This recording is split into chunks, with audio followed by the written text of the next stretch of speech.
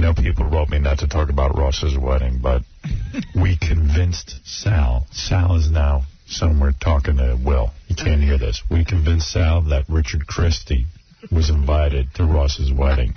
He's pissed. And we can hear what he's saying. No.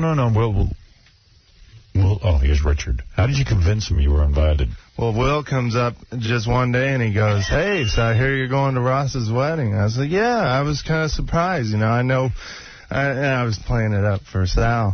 And I was going, "Yeah, I kind of know him. It's really cool that he invited me. I've only met him a few times, but he's a real cool guy." And Sal was like, "I can't believe you got invited to his wedding. That's not right." So I said to Sal during the break, I said, "Sal, I can't believe Richard was invited." And I'm like, "Hey, Richard, good, we'll hang out Saturday night." And Sal's out of his mind. He goes, "I can't believe a slot opened up from Ralph, and I'm not invited." We should make this quick, because... yeah. Oh, okay. And Sal... So if you want to jerk him around, I can bring him in here. Okay. Oh, yeah. Okay. Yeah. All right, you go get him. Absolutely. Tell him that we're talking about the fact that Richard's going to the wedding. Yeah, it's funny because when you said Ralph wasn't going, right, I figured, oh my, who gets that slot? Anyway, so right. So anyway, golden ticket. Yeah, so there's a lot going on with Ross's wedding that we're all going to this weekend. I mean, Fred wasn't invited. The weirdest thing is Fred wasn't invited, but Richard Christie was. I don't understand Richard Christie, this list that Ross put together. Yeah, sure. Fred isn't going either. But Richard Christie was invited, and Sal was saying he thinks he should go. But you don't even know Ross, really, do you? I think I know Ross better than Richard. You and do? I know Fred knows Ross better than Richard. Yeah, really? Guess who's not going? But why would you want to go? Is it to hang out with me? I said, first of all, I was shocked that Richard was invited. Yeah, that was a big surprise. You know what? mean, I did not know that at all until just a few minutes ago when somebody said to me, yeah, Richard got invited. I went to Ross's bachelor party, and the scores one that you threw for him. That was great. We had a good time. I was deliberately polite, to show that I'm a normal guy off the air. Gary thinks Richard's at you're at my table. Am I? Because are you bringing a date? I heard a couple names. I didn't recognize anybody, but I didn't know if that was the same one you were at. Or are you bringing a date? He makes a good question. Can I? I don't know. Can I? Ross was saying that if he didn't put the +1. Yeah, you didn't put but no disrespect to Richard. I mean, how does he invite Richard? I mean, I don't want to... Look, me and Richard do a lot of things together. We're almost like a comedy team at this point, but why would Ross just invite Richard and not me? I mean, Richard was even telling me off the air that he would rather I be there because we would have a better time. Maybe he's had some personal experiences with Ross that you know nothing about. Are you working Saturday night?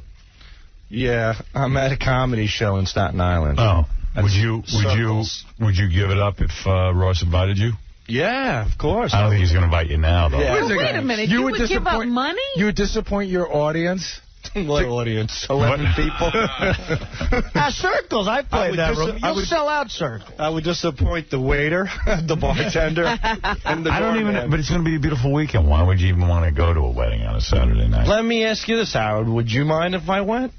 Well, I don't mind. It's not his wedding. I'm not inviting you. Yeah. It's not up to me. Can he be your date, Howard? His wedding. Yeah, leave Beth home. What do you mean, would I mind if you went? Absolutely not. It's not up to him. I would love Ross is inviting a bunch of people. Howard has no idea. I'm going to hang out with Richard and get drunk. You might as well be there. Buddy, we are going to friggin' bond. I can't wait, man. It's going to be a blast. You see these son of a bitches, what they do to me, Robin? I'm not doing anything. Well, I know I wish you were coming. Hurt Sal. I think I know why Ross didn't invite me. Why? Because when I first started working here, I used to analyze your friends. And I said, you hang out with pompous, arrogant guys. And I threw Ross into the mix. Right. And I know he had to say to you off there, who the F is this idiot to talk that way about? Never said a word. And I have to say now... Well, he certainly fixed him now, didn't he? He invited Richard. He got me because it hurts. Sal wants to go to hang out with me. And you know what? That's what I think he realized. You're right. Like, you don't care about Ross and Melissa getting married. You care about hanging out with Howard, right? But nobody does. Because Sal went to a wedding last weekend. Did you want to go to that one? Or? No. Here's the funny thing. I was at a wedding last week. I'm at the bar, and these guys come up to me. They go, "Where's Richard Christie?" I mean, we're at a wedding. I had a thought that we could do something fun. What? Because I know Ross really respects your drumming. Yeah. He has a band coming. You drum, really? I'll sing.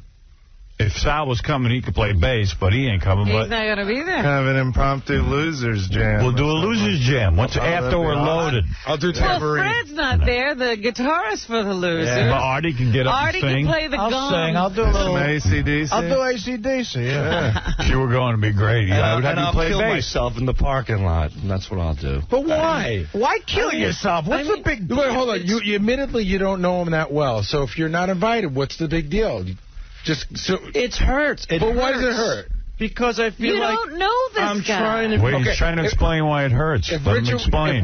Gary, let him explain. You know, I'm trying to be part of the family. You know, I want to. Yeah, and that's it. And I'm out. I'm always outed at this crap. But you're not in Ross's family. But this is you guys are. This is a family that Ross is bringing in. Fred's not coming. Fred's not coming. You and Fred could get Fred together. is from a different planet. I mean, you know. Because you're not invited, you can attack. But Fred, I don't understand. I think it's disgusting. I love how you think that you'd even be ahead of me in getting invited. No, I don't. I don't think that at all. But I'm shocked that he didn't invite Fred. You know, but so why don't you just forget about yourself for a moment and say, I can't believe Richard Christie's going and Fred's not. I can't believe it. I can't believe it either. I mean, if I was allowed to bring somebody, I would definitely bring you, but Oh, my God. He would be a date? Bring him as a date. Why don't you bring him? Seriously. You think? Well, I'll talk to Ross and see. But if Richard wasn't going, why would you wouldn't care then, would you? That's a good question. What was the question? If Richard wasn't going, That he could go if Richard's going, right? Yeah.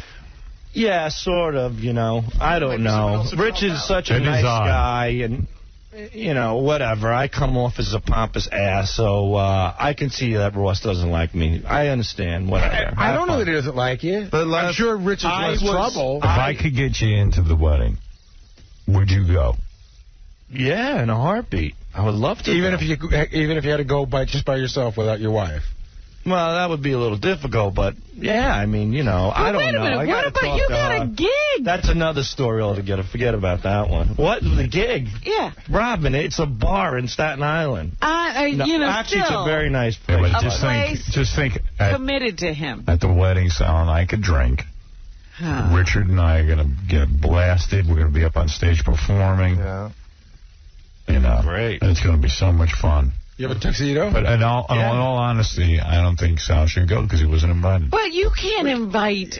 I mean, first of all, they didn't ask Richard with a guest. Right. So he's not supposed to bring somebody. And it is, if he brought Sal, it might be a little awkward for Ross, because maybe Sal's right. Maybe there is a reason Sal, he didn't invite him. Why don't you just beg Ross on the air? I would never do that. Go ahead. You know what? There is a slot. Ross is listening right now. There is a slot open because Ralph is not coming. You know, what about that? Ralph's not going. What about the slot? That's what I heard. I heard there's a slot open. Hey, let me ask you a question. If you were going, just on the what would you give? That's a good point. Oh, yeah, you got to come up with a gift. I'd give Howard oral. What does Howard have to do with that?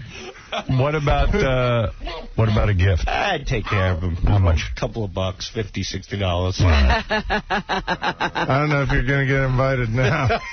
No, I'm sorry. I'd give him a lecture. That's what I'd give him. What the hell is he doing getting married? He's out of his mind. All right. Guy's loaded tons of cash, and he's shacking up with his broad. He's done. You wouldn't even want to go to a wedding unless I was going.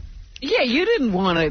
Ross's wedding means nothing to you. It's that Ross's weddings means nothing to anybody. I mean, want to spend Saturday night with me. That's not true. I'm not meaning that. Here's the question. Say Howard couldn't go for some other commitment. Would you go if you were invited? Would you care? Would I care? Or Quivers and I and Artie, enough of a draw. Would you then blow off a gig to go to this wedding? Like if it was just me going, would you still go or would? No, because I have a comedy show. Dude, you're so two-faced. I have a comedy show at Circles this Saturday. I'm not two-faced. No, you're right. You're right out in the open. All right, anyway, so I'm glad. Listen to me. You're a dodo head. You're a dodo head. Wait. Richard's not invited. We've been yanking your crank. Why did Will pull you into that room? So we can tell the audience about you. Dummy.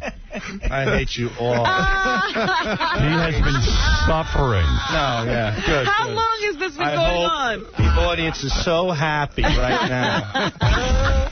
Dummy. He looks disgusted. It's funny. You're so insecure. Aren't you embarrassed about yourself? He was in here during the commercials going, I can't believe a slot opened up and I'm not invited. Richard Christie is. He was cussing at me in the office. Not at you. Well, no, you were cussing about the wedding, though. You're saying, well, maybe Ross will call in and invite me or something. Oh, man. You'd even take a last-minute invite. So you're a big fag, and you better get used to it. How am I a big fag? I wanted to hang out with the guys. So you want to hang out with Howard? Yeah. You don't even want to hang out with the guys. You want to hang out with that guy. Hey, joke or no joke, I'm still not invited to this wedding. Right. Usually at the end of a joke, hey, and by the way... But you shouldn't be invited. Why would you be invited to this wedding? Did it ever dawn on you, did you ever stop to think, why would Richard be invited? It's so obvious he wouldn't be. I'm not surprised that Richard would be invited because Richard's such a likable, nice guy. I can see Ross bumping into Richard. You. What do you mean? Bumping into him. Nobody thinks I'm a nice guy. But I've only met Ross as many times as you have. Yeah, like 3. Yeah. I think it's going to be a disaster because this is turning into about me. Someone else came up to me and said, "Oh, I understand the main table," and I thought they were talking about Ross's table. They're talking about my table. Oh my goodness. Yeah, the main table will be the following people. You'll be like the king of the wedding. I want to know why is Artie going. Nobody knows. I mean, how well do you know Ross, Artie? Actually, I've hung out with Ross a bunch of times in the last, 3 or 4 years, and I've always had a blast with him. Hey, Ross. I have an announcement. The wedding's off. All right? Oh, you don't even want to know. Gary has sworn me not to talk about it, but Gary started talking to me about the table arrangements, and I'm livid. I am absolutely livid over it. But I don't think you should be. Because Ross is First off, why are you livid over it? Because you're making this whole thing where I can't sit with the people from my show because who else would I sit with? I put you at a table. You knew every single person at the table. You put me at a table with all your friends. Because you want to make wait a second. Is that the wedding party table? It's you and Robin. No, it's not the wedding party table. It's me, Robin. Richie. Right. Good friend of yours. There's 2 other people. There's Booker. Oh, okay. Mike. All right. Portnoy. Okay. Robin. And the douchebag who was supposed to show up who decided to freeload off of Sam Simon. Ralph was supposed to be there. That's right. Wait, and you told me... No, that's it. I thought that... That's it? That's it. We should present it a different way. All right. Howard sounded like Martha Stewart at the break. You should have seen him. What about Artie? Where's he sitting? Artie's with John and Susanna. Stuttering John? Yeah. No. Why are you putting Artie with him? What was that? Put Artie at my table. Great. Let me go get the board now and just mix it up like a Yahtzee board. No. Seriously, Ross. By the way, and Sal, eBay.com. There's you can bid to get into the wedding. What are you going to do with the Ralph slot? Do you just bite the money on that, or are you going to do something? No, he had a deadline, and he graciously called me in time, so... You mean he was able to pull Sam Simon out of his mouth for a minute? While he was in between his ride down PCH and his Bentley. Yeah. Oh, my God. He's right. I'm telling you, he's like a captain. You don't even know what's going on. I don't want to know because it would kill me. Our friend Richie was out in California, so he went over to see Ralph staying at Sam Simon's. And he said that Ralph walks around like a married woman. And this is where we're putting our guest house. This is where we're... this is my food that the servant leaves for me. And this is my servant. And he drives around in a Bentley. He's... Yeah. I got to tell you, he was so stressed. He called me. His biggest dilemma the other day was calling me, while he was driving the Bentley, going, I'm trying to get a ticket back to New York, but then back to L.A. again. I'm like, don't be mad. I go, I don't care what you do. Just tell me what don't leave me hanging. But he's having the time of his life. Because it costs money, right? Sam's got to buy him a ticket to New York, a ticket back to L.A., and give him money for your gift. It's expensive for Sam. He's a sugar daddy. Ralph's got a sugar daddy. Yeah. He's totally hooked up. This is not his first one, as far as I'm concerned. In fact, he dumped Stamos. That's what I'm saying. Stamos used to be. He dumped him. He did, because Stamos is happy. Because Stamos doesn't really give him the lifestyle he wants. Because Stamos likes vagina, that's why. Sam's into vagina. Sam. I thought so. I'm telling you, something's going on there. A guy is not this good to another guy. That's what I think. See, Stamos has a whole scene going around, so Ralph can't suck everything dry off it. At Sam's house, it's just Ralph and Sam. Right. So it's all for Ralph. Because Sam's lonely. Yes, Ralph doesn't have to compete with any women. Right. Yeah, I don't know what's going on there. I do. I think Ralph said he's going to go to masseuse school. Really? I wonder if Ralph walks around naked in his house. How you holding up, pal? You going to make it to this thing or what? Yeah, I got a bit of a cold, but I'm fine. I told you to call me. I thought you were going to call me last night. I know. Then I just got stuck at work, and then I had to go meet the folks. Took them to the Nobu. Oh, good. Okay. But everything's fine. All right. I zapped him on the email, and I said to him, you okay? Seriously, you want to talk at all? Uh-huh. Even though I'm the worst guy to talk to. Right, yeah, don't talk to him before your wedding. So he goes, yeah, I'm going to call you in a few minutes, and he blew me off. I'm sorry. I'll call you today. No, I'm afraid you'll give me one of those lectures. No. I'm having a great time. Yes. He's looking forward to it. I'm looking forward to this one. Oh, I'm sure you can't wait. I'll tell you one thing, Howard. You really better never get married. Because you will take so much crap. I thought that... I mean, really, you have dished it out. Yeah, the other day I was feeling romantic, and I went, what would life be like if I got... I went, See, you have the brain that goes there. Yeah. Go ahead and do it. See, now that's the seed of a thought, which you owned 5 years ago. Go ahead and do it. You won't be able to fight off that thought You forever. didn't even own that thought 5 years ago. That's right. He's always owned that thought. He suppressed it. She's right. What about... So, no, man. I'm into you getting married. That's going to be good. Hey, I heard Randy Gerber isn't in the wedding party. The other big celebrity is Cindy Crawford, and I'm hoping she's going to take some of the heat away from me. The porn star? No, Cindy Crawford, the real model chick. And, settle down, kids. So, I was glad that they are going to be walking down the aisle, too, in the wedding party. Yeah. Then I heard it's just me and... what happened? Beth and... I'm going to hire some impersonators to walk down, so, Are they not coming at all? Of course they're coming, but... He's not in the wedding party. I forgot that because he came to the bachelor party, I forgot that he wasn't in the wedding party. I thought he's a better friend to you than I am. That is correct. No, come on. Everybody's my friend. All right. All right, good luck, man. No one wants me talking about your wedding. I can't wait for this to be over. Look at your friends. They're ranking themselves. Yeah. Oh, we did that already. Yeah, they did. We ranked each other because what happened was, this is a funny story. Oh, yeah? Russ has 2 best men because he couldn't decide. Buddy Mike is Buddy Yogi. So he went to our other buddy Ross, and he said, listen, it was very close. It was very, you were really my next choice. So Ross calls me up, the other Ross calls me up, he goes, hey, guess what? I'm number 3.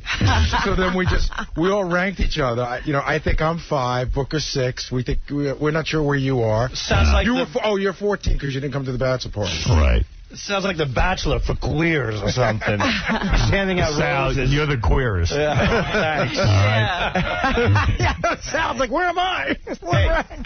You always said Beth doesn't care about marriage, but if you proposed to her, would she say yes? I don't know. I believe she would. In a heartbeat. But she'd say yes, of course. But she doesn't. It's not a burning passion of hers to be married. Let me tell you something. This wedding is going to burn her. I was going to say, does this bring difficulty, this wedding? Crush her. Women love to see her. Well, certain women, and I'm not going to mention any names, have said to her, don't worry, you're next. and so probably somebody's going to aim a bouquet at her. I know. They have that bouquet throwing ceremony. That'd be funny. Yeah, which makes life easy. See, Dana's short. She doesn't have a shot at that bouquet. Yeah, good. Good lucky. That's right. You hold her up, Artie. Put her on your shoulders. I ain't holding anyone up. But I don't think she needs, like, she's never said to me, I need to be married. No, but you know what? There's a weird thing that happens like when you go to a wedding. Right. There's a wave, you sort of women get swept up in kind of magic. a mood. There is the magic that goes on, and they start to get... Well, trust me, Ross's wedding will have no magic. Hey. Hopefully. Who's going to be there? Hey, Artie, do you need the 86 vintage Jack there or not? Yeah, I'll be fine with a Pellegrino. Yeah. Or a Coca-Cola. Glass and Jack. Russ, it'll be fun. I'm looking forward to it, man. I hope you can. It'll be fun. Relax. Yeah, we hope you can enjoy it. Yeah. All right. Hey, we got to go. All right, later, guys. Later. I'll enjoy it. Poor Artie. How does anybody in their right mind get married these days? I'll never understand it. Romantic Sal over there. That's all married men say that. What were you thinking when you got married? I must have been on to you. ecstasy or something. How old were you when you got married, Sal? 26. No. Nobody sat you down and had a... Yeah, my wife. I said, let's do this. See, after listening to this show, I'll never get married. Oh, how... Just from the horror How stories. are you even going to get close to getting You have married? to have sex with a woman to marry her. Me and my computer. Are you, like, totally miserable? She's a good mom, you know, and... That's I'm not the question. Like, How are you? You didn't marry a mom. no, I'm happy, but I got to live with this broad, you know. Can I say something funny about Sal? Can I say something funny about her? Tonight, you know what Sal's doing tonight, which I am shocked at? What? What am I doing? The interns are having a party in Yeah. their apartment. Right. Sal's going. Married guys don't go to intern parties. End of sentence. He's in love with the interns. When the interns look like this, they don't go. Yeah. Well, are you really going to an intern party? Nah, what are you, nuts? He's mentoring. I would never go to an intern party, honey. In case you're listening. He hadn't said that he He's was just going to look in through the window. But he said he was thinking about going. I just said, no, I'm sorry. I'm thinking about going. He was working late tonight. So, one of the interns hates Sal. One of the hot chick interns. Which one? Claudia? Kelly. Oh, No. Kelly. Kelly, to me, Kelly should have won the intern beauty Yeah, I heard you pageant. say that. She's hot. I really do feel They're all that way. hot. But Kelly's mad because Sal gave her a 4. Yeah. And Took her out of the running. Like, she could have won. In essence, Here's Kelly. First of all, for my money, Kelly, if it makes you feel any better, totally I thought about it. You should have won the intern beauty Listen, pageant. Howard, you have some control in this. How? It's over. Nah, it's I know, it's over. He It's appointed done. the judges. That was his control. she feels like Sal took $5,000 out of her pocket. Yeah, Five, not even one, you know. All right, what place did you go? You gave her 4th. That's right. 4th. So she only got $500 and an MP3 player instead of the. Why 30. did you do that to her, Sal? I was a judge. I didn't do anything. I know why. Why? because Go he's ahead. in love with It's for you. your ratings, quote unquote. No, it's because he's in love with you. He said It's ratings. because he's in love with you, and you won't have sex with him. It's I'm like grossed out. It's like guys in high school that pick on the girls they like. Absolutely. Yeah. How old are you, Sal? Why?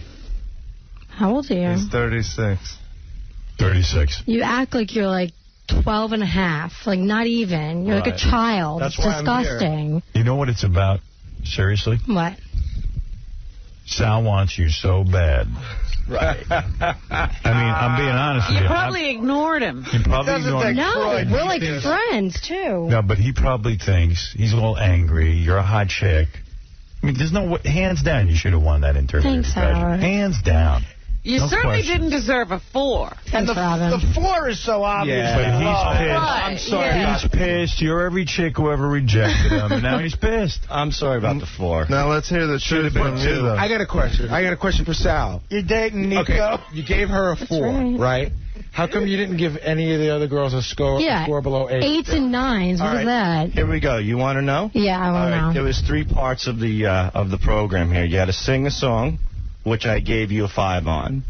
Your looks, I gave you a 7 on. A 7? Yeah. You think she's a 7? Yeah. Well, You're so seven's silly. nice. Seven's a nice number. You think she's the 4th best-looking girl in that group? Is what you're saying? Yeah. So I gave her a 7, and then I gave her personality about a 2. So do the math. It's a 4. You think she's the 4th best-looking chick in that group? Yeah. Oh, you're lying. You kill I me. think they're all beautiful. I think Kelly is beautiful. Well, why is her personality a 2? Right. Yeah. Because she really carries herself as somebody who is better than everybody else. Oh my God! Let's start, Sal. Okay, I have a good story. Let's hear the story. Wait, hold on. Wait a minute. Wait, I just want to say something. Which is fine. You're very, very confident, but it comes off a little arrogant. I am totally arrogant, 100%. Right. I'm not even going to pretend. You come off stuck up. You definitely come off as a girl who knows. Listen, no matter what I gave you, that $2,500, for the rest of your life, you're going to be taken care of. You already had won. Oh. You were won the second you shot out of your mother's uterus. Believe me. You are. See, that's why he gave You're bitter, so you're angry That's about not fair. You're like a bitter old man. It is fair. It is fair. You know what? She's a pretty girl, so you're mad at her. I'm not mad at her at all. I just said she's a pretty girl. I said personality was a 2. The 4th pretty girl. You know what? So many guys. Tell me your story. Here's my story about Sal. The other day, this is why Sal thinks I have an issue with, taking, what did you say, taking instruction. When we get phone calls, if someone calls for Sal, I'm like, oh, Sal, you have a phone call for you. If he walks in to our back office, Kelly, I'm never here.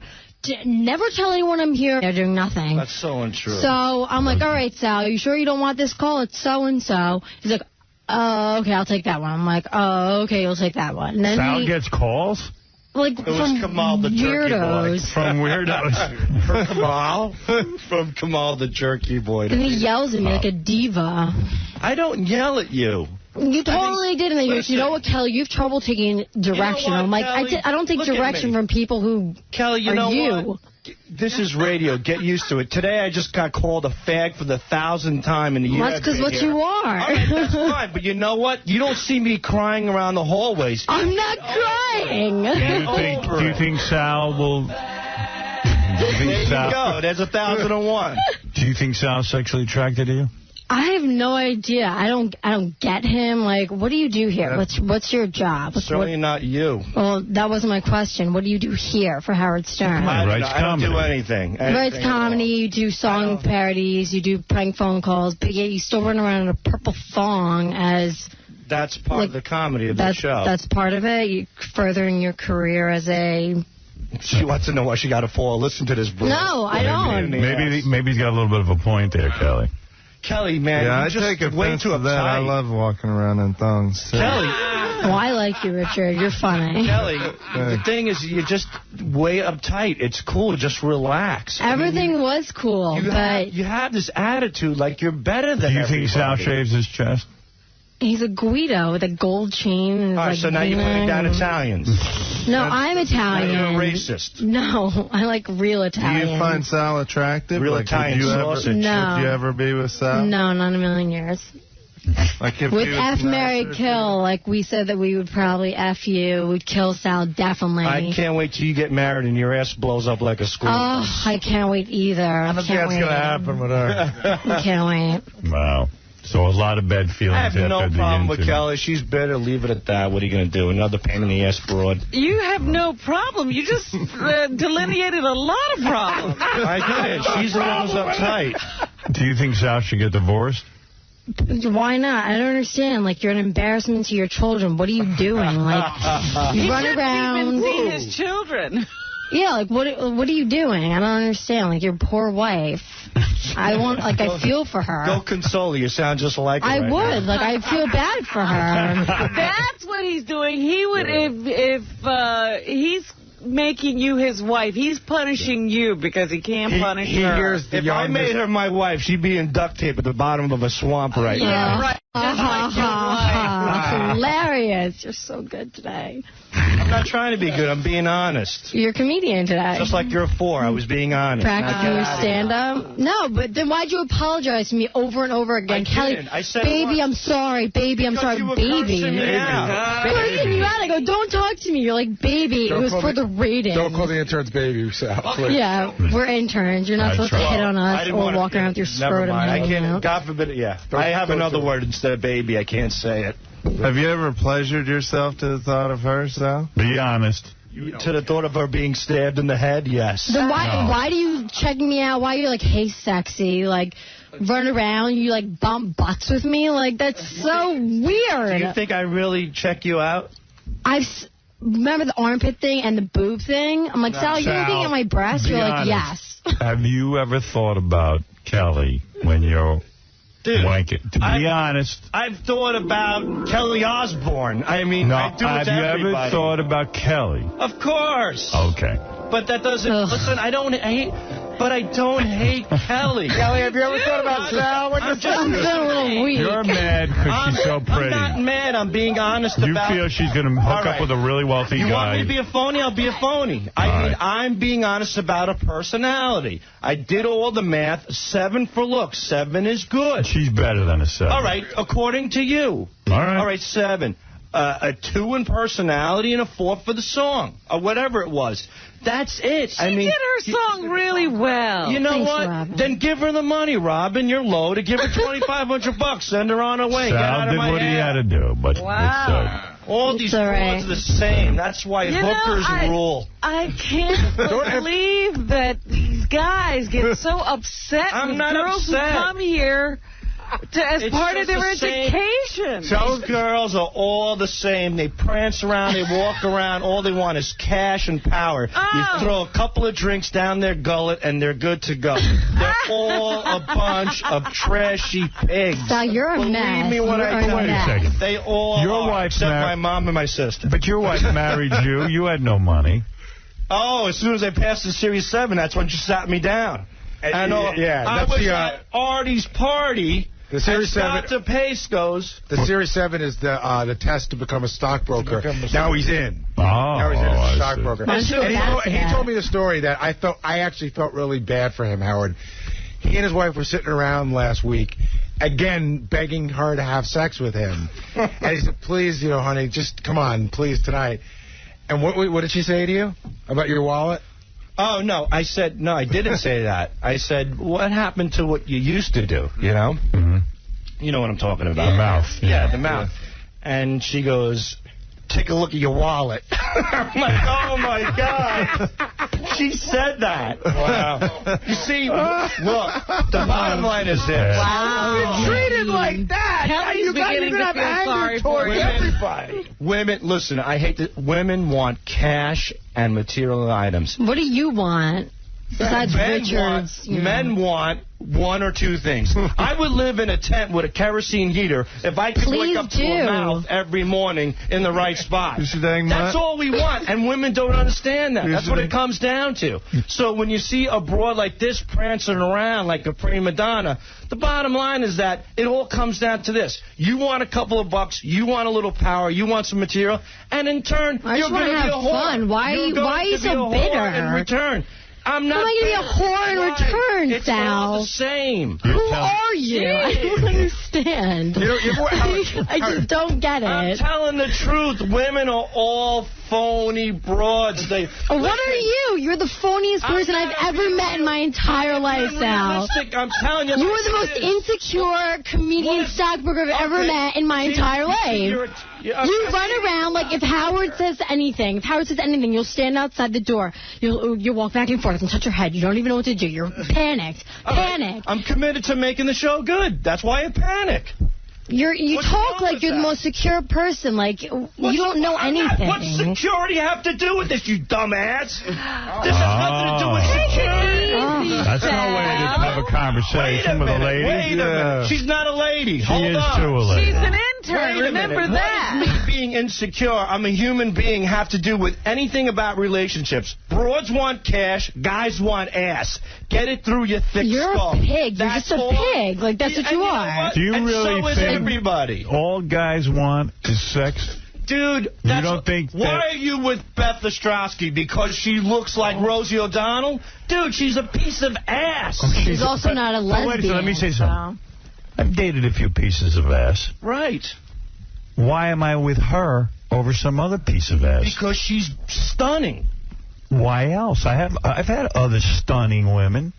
There's got to be more to it when you stay with a chick 5 years than just stunning. Because, all right? Because she's a nice person. Right. And she we're talks compatible. a good game. She talks You a good think game. she's talking the game? She's been acting for 5 years? Nothing against Beth. Every chick talks a good game. Why is Sal, Quivers? He's got a good wallet. That's why she's still working. Right, your wallet That's gets thin. what Sal Let me tell you would something. say. Go ahead.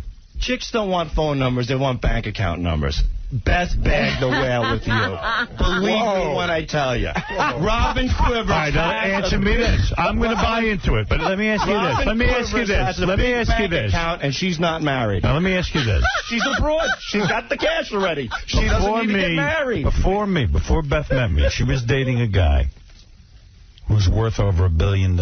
She knows how to play the game. I'm not surprised. Wait a second. Why? And he wanted to marry her. Jesus. Why didn't she marry him? She didn't think, according to Sal. I'll tell you exactly Good-looking how Sal guy. thinks. Good-looking guy. She couldn't keep up the act for him. There was something that really turned her off about it. You're That's good. what she would say. All right. Robin, is there some truth to what I say? No.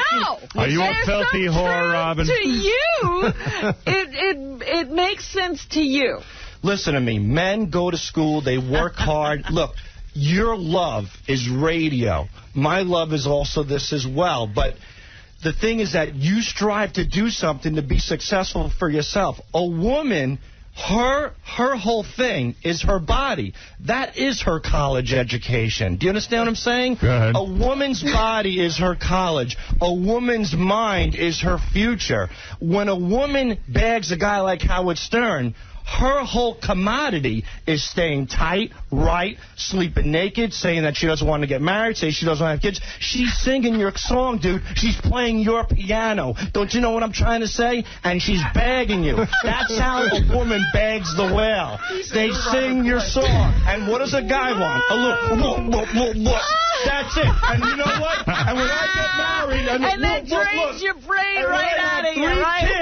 I have 3 kids, a mortgage, a car, a pain in the ass that tells me to take off my shoes when I get in the house, and I don't get blah, blah, blah, blah. I'm ready to kill myself and give girls like Kelly a 4. So get divorced. Why are you wasting her time? Right. Because I love my wife. Good point. If you're so bitter, you think we're whores, whatever, then why are you still married? Then get rid of her, make some more money, save your... That's what you said. All women are that. You're saying... You're saying your wife's not. She doesn't do whorish things. Is your I wife do. My wife is guaranteed not a whore. I wish she was. If she was, I'd be the happiest guy in the world. Right. You know what he reminds me? You're making no sense now. You know what he reminds me of? I am making sense. The point that I'm trying to make. You're saying all women are whores except your wife. No, all women are whores. Well, she stopped being one, is what all women are whores until they get married, until they bag the whale. So then they're still whores.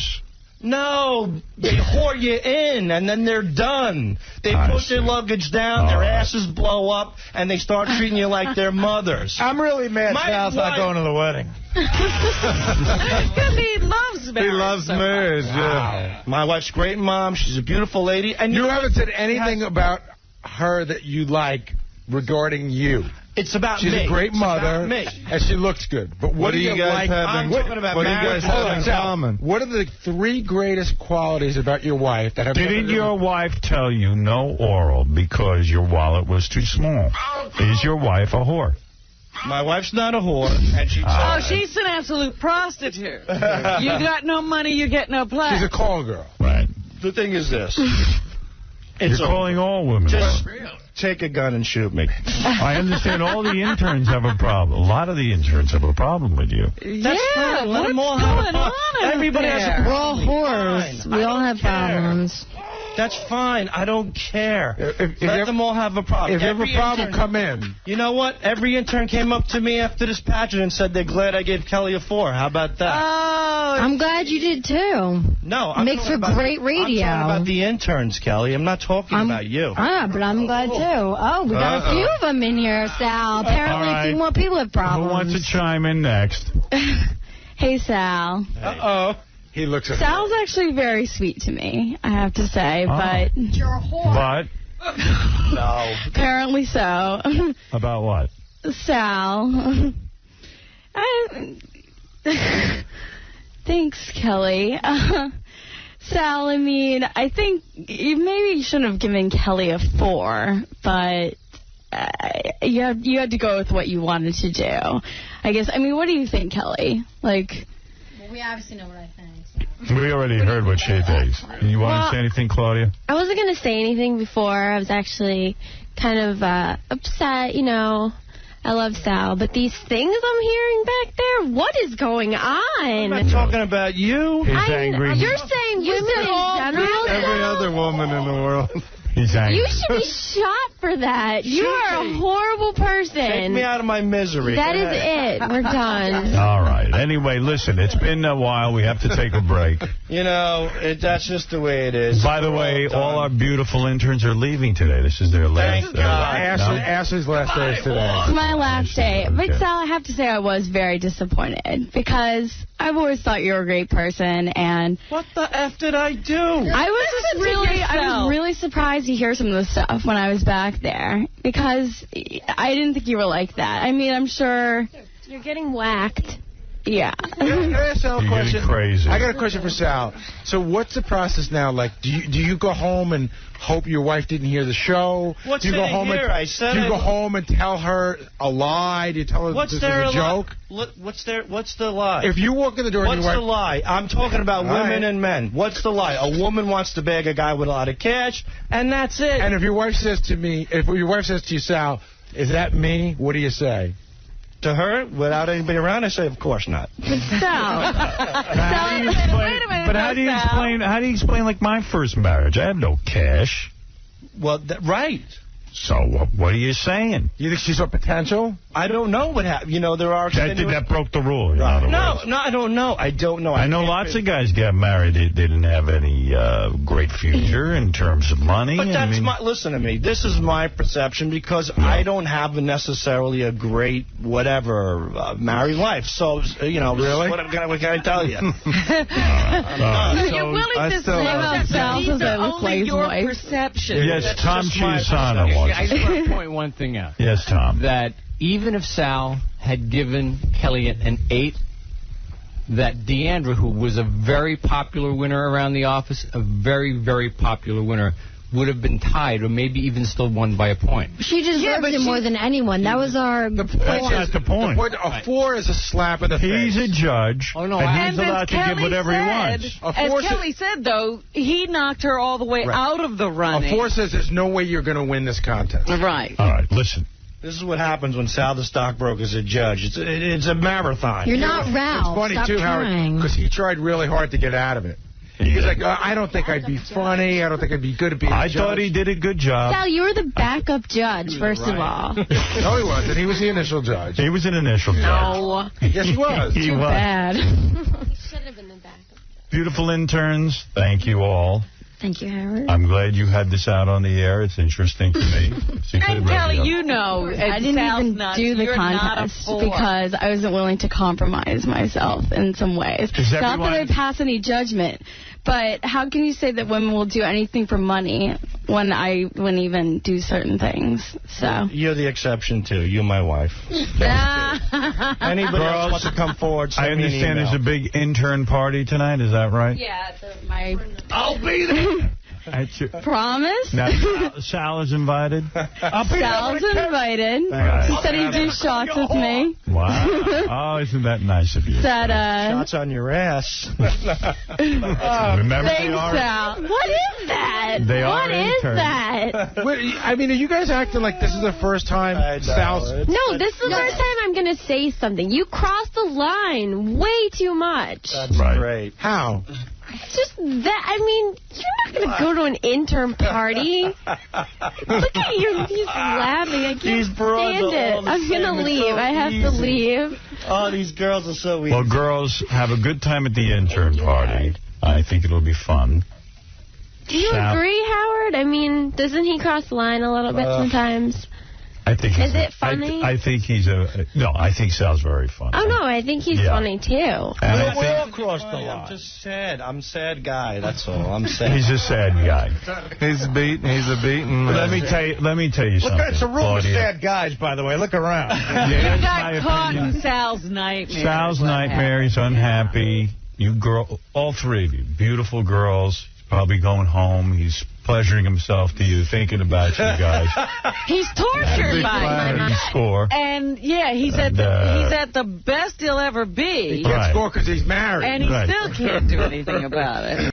It's interesting that we sold 1 million albums in this day and age, which is kind of crazy to do. Yeah. And then about 10 million song downloads. So really like 2 million albums, like if you break it down. Can you guys imagine if it was like the old days before the internet?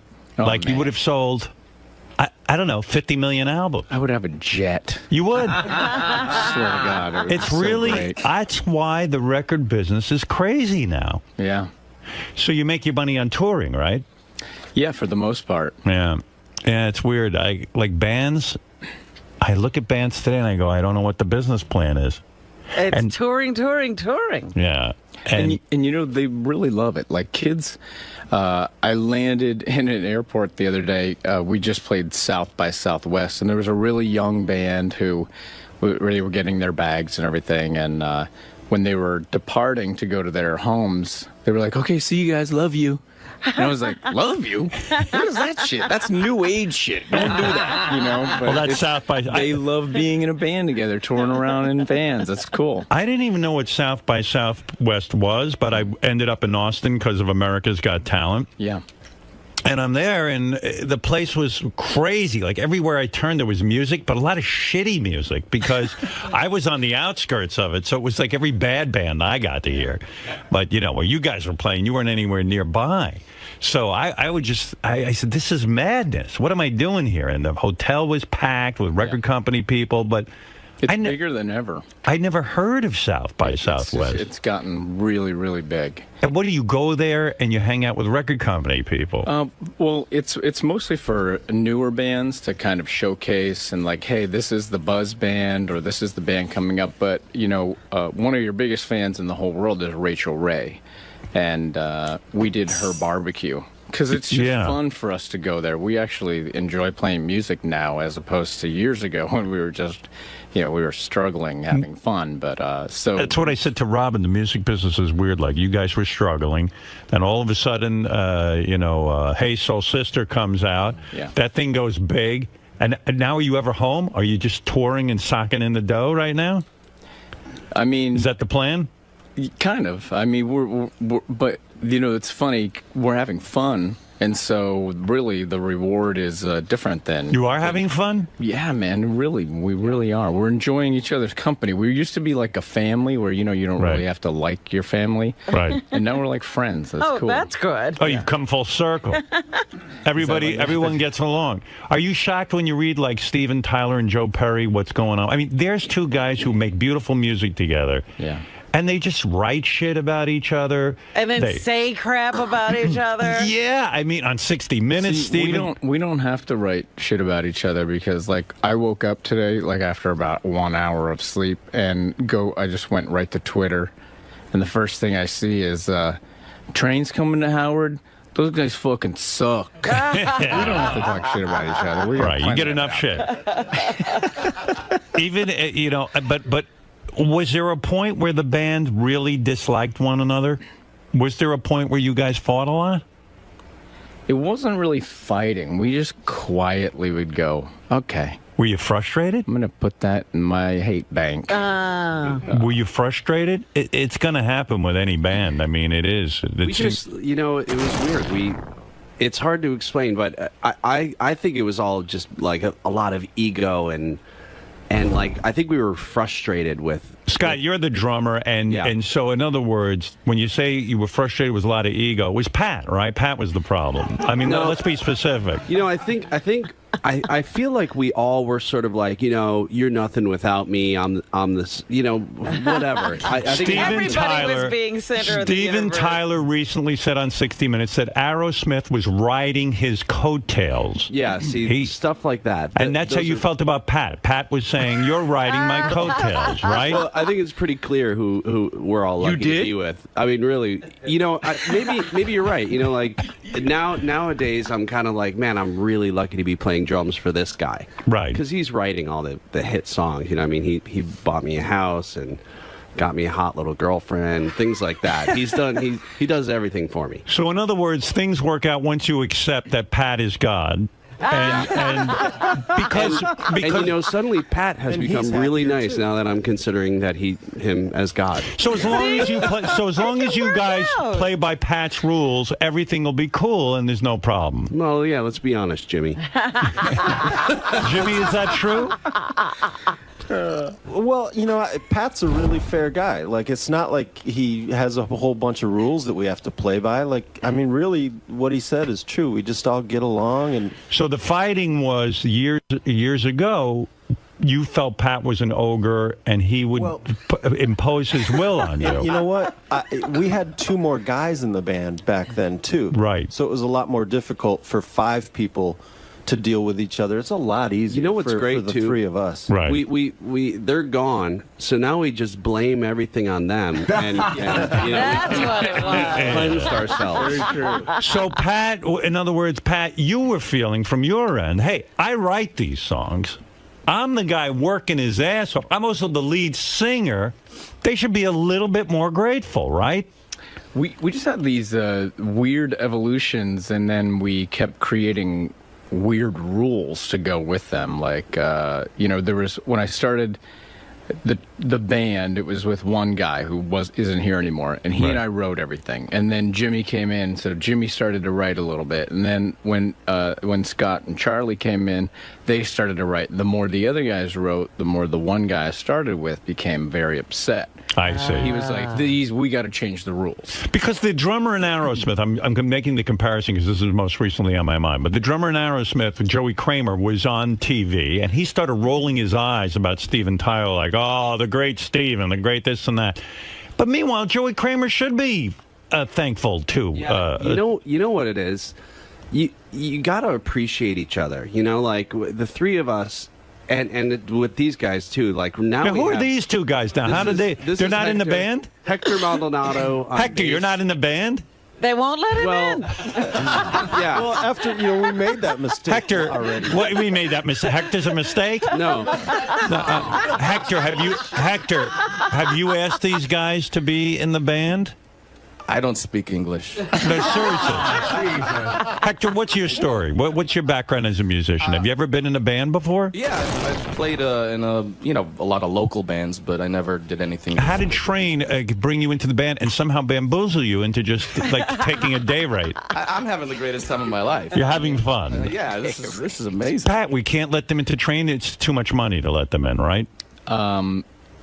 You know, I think that the opportunities that we're providing these guys is really good. They better be happy to be there, Howard. Potentially, they could, be Hector, doing this for the rest of their lives and making really great money, you know? Hector, would you like to say to the guys right now, the 3 members of Train, would you like to say, would you want to say you would like to be in the band? That whole God thing, it's like 3 gods for me. Hector, you're talking to me. So I have a lot more to answer. Who decides if Hector can be in the band? Is it just Pat or all 3 of you? It would be all 3. It'd be all 3. You would sit down and have a vote. It's like the mafia. I mean, everything's working really well for us. Not for Hector it isn't. For you it's working well. Hector's trying to buy a house. Here, when I met Hector in San Diego, the dude barely could pay rent. I mean, let's be honest. I think I actually borrowed a couple of $100 from you at one point. Dude, Oh, you did? I need a couple bucks. Borrowed? That means you paid me back. So Hector, I actually gave you a couple. Oh, I sent it to my family. Sorry. Hector, the way Train paints it, you were living under a bridge, I guess. Kind of. And they saved your life. But at this point, haven't you been loyal to Train? Don't you play at all their concerts? Aren't you like a member of the band? They're treating you like a migrant farm worker. No ethnic... I gave up selling oranges, so I'm happy about that. But you know what I'm saying, right? I mean, it is a little unfair, isn't it? I don't think it's unfair. You I don't. mean, I get to play You accept every this. single... Yeah, playing music is my life. Well, somebody's whipped you into shape. It's good of you to try to keep things cohesive within the band, Howard. Thank you. That's his Jerry's got reason this for saying. living. Jerry, you feel the same way? You're I know my grateful? place. I don't speak English either. No, come on, Jerry. Jerry, you're a guitar player. You play with Train wherever they go. That's right. But yet you're not allowed to be a member of the band. I don't want to. Would you? No, of course you do. Jerry was our first tour manager back in the early days. This band is family. This band, I've been with them for 15 years. So how are you not in the band if you're playing guitar for them? I don't understand how that works. I think the opportunities this is a pretty deep, lot of years. There's a lot of, there'd be a lot of, I don't know, accounting to go with all of it, good and bad. Right. Jerry and Hector have a chance to actually participate and write songs and do all the things that everybody else does. And they get paid for that? Of course. Yeah. I mean, in hamburgers. Jerry and Hector, do you have to explain to girls on the road that you're not really in the band, or do you just kind of say, look, we're in the band just to make things simple? I never say I'm in the band. No. You never do? No. Even to girls? Like when girls come back, anybody get... I know Pat's married. You guys are all married? Yeah. Oh, everyone's married. No. Jimmy Scott's and I are not married. Right. But I have a girlfriend. But Hector, you're married? Hector's not married. I'm not married. So do you explain to girls before you bang them that you're not actually in Train? No, I don't, after. After you fuck someone, you go, look, I'm not really in Train. I'm not in Train. No, I say to everyone, I say I play with Train. You play with Train. Yeah, but isn't that semantics? I mean, these girls are getting tricked, I think. I don't. I think so, too. Yeah, right. I never pulled a Train card. Really, I don't. Whatever works. All right, maybe sometime. But isn't it amazing the turnaround now? Everyone's into Train now. It's exciting for me because I know you guys are very talented, and I've always enjoyed your work. Is there a lot of pressure now that you have a new album out? When did you write this album? While we were on the road. Okay. For the most part. And at this point, after you have a hit like Hey Soul Sister, everyone's waiting for... And Marry Me, too, was a big hit. Yeah. Isn't the pressure enormous on you now? It's actually the opposite. Like, for the first time, we used to say there was no pressure ever, but it really was like, man, let's just go have fun. We started writing songs, and we were kind of half, like, I don't know, we wrote like 7 songs, and 4 of them, our managers who we really trust, like no one else who's ever taken care of us, were like, these are hit songs, man. Just go make a fun record now. Just go do, go. In other words, after you come up with 4 hits, go fill it up with whatever it is that really turns you on. They weren't even expecting that. They were, just everybody's just looking for an opportunity. Like for us to be on pop radio at this stage of our careers is unheard of. Like, I don't even know if No Doubt could do it if they came back, or what happened to No Doubt? Gwen Stefani was on a roll, and then what did they just stop? I just know that I read one interview that she said she made like 5 times more money selling clothing in the first year or something than being a musician. Whole career. So do you think she's retired, sort of? I hope not, because I think she's really great. She's a great artist. She's hot. Yeah, she's really hot. And I just read your net worth, Pat, personally. Yeah. And Hector, listen to this. Jerry. Somebody said it's $20 million. $32 million. Oh, wow, it's going up. Are you worth $32 million? I don't think so. No. My ex-wife's probably worth $32 million. Fine. Yeah, you want to visit his money goes here. Yeah. Most people walk down the aisle now to marry me. True? Yeah. Richard Christie walked down the aisle to marry me. Yeah. And so that's That's good. Hector, what are you worth? 32 grand? 50. What? $50, I think. $50. I'm just watching. He hasn't recovered from the 32 million. And not everybody's into train. You know, when I met what is her name? I'm like nervous now. Who? Who's the comedian who's so great that we all love? 𝗦𝗵cie𝘄. No, the girl. 𝗦𝗵cie𝘄? Ellen DeGeneres? Whitney Cummings? Who's at your wedding? Sarah Silverman. Yeah, Sarah Silverman. Right. She when we met, I was like, oh man, I just saw you I saw you in Los Angeles. You're so great. And she's like, I love you on the show. It was really good recovery. So now you're never home, are you? I mean, you're married. You remarried. You married a beautiful woman. Yeah. And you have now how many kids? It's 2, right? Yeah. 2 new kids. Mm-hmm. You're never home to see those kids, are you? I'm home. I get home. How many days out of the week are you home? Well, I don't know. It just depends. Like sometimes I'll be home for several weeks. I see. And then you take off. And then I'll be home. I won't be home for several weeks. Away from the wife and kids, and you're not banging anyone on the side yet? I'm just. You guys are laughing, so you know there is something going on, right? I just love the word "yet." I love how you're an instigator. Well, come on.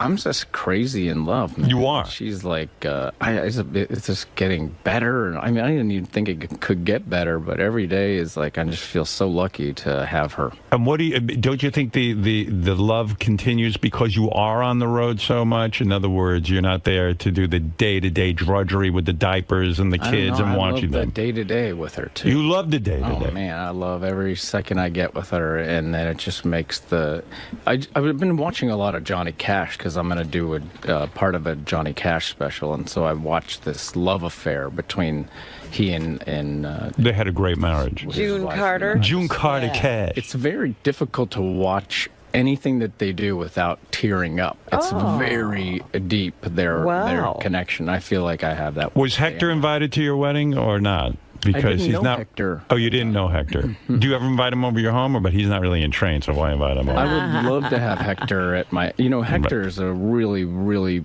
he's an incredible musician, but he's a really beautiful person. He's a super great guy, and that's why we have him around all the time. I see. There's a lot of bass players, but no one that we would love to be with as much as him. Sure. And Jerry has been in our family for forever, and you're terrific guys, but you're never going to be in train. I'm just being honest. That's you're the way too it is. good for train. You're too good. Yeah, that's the way it is.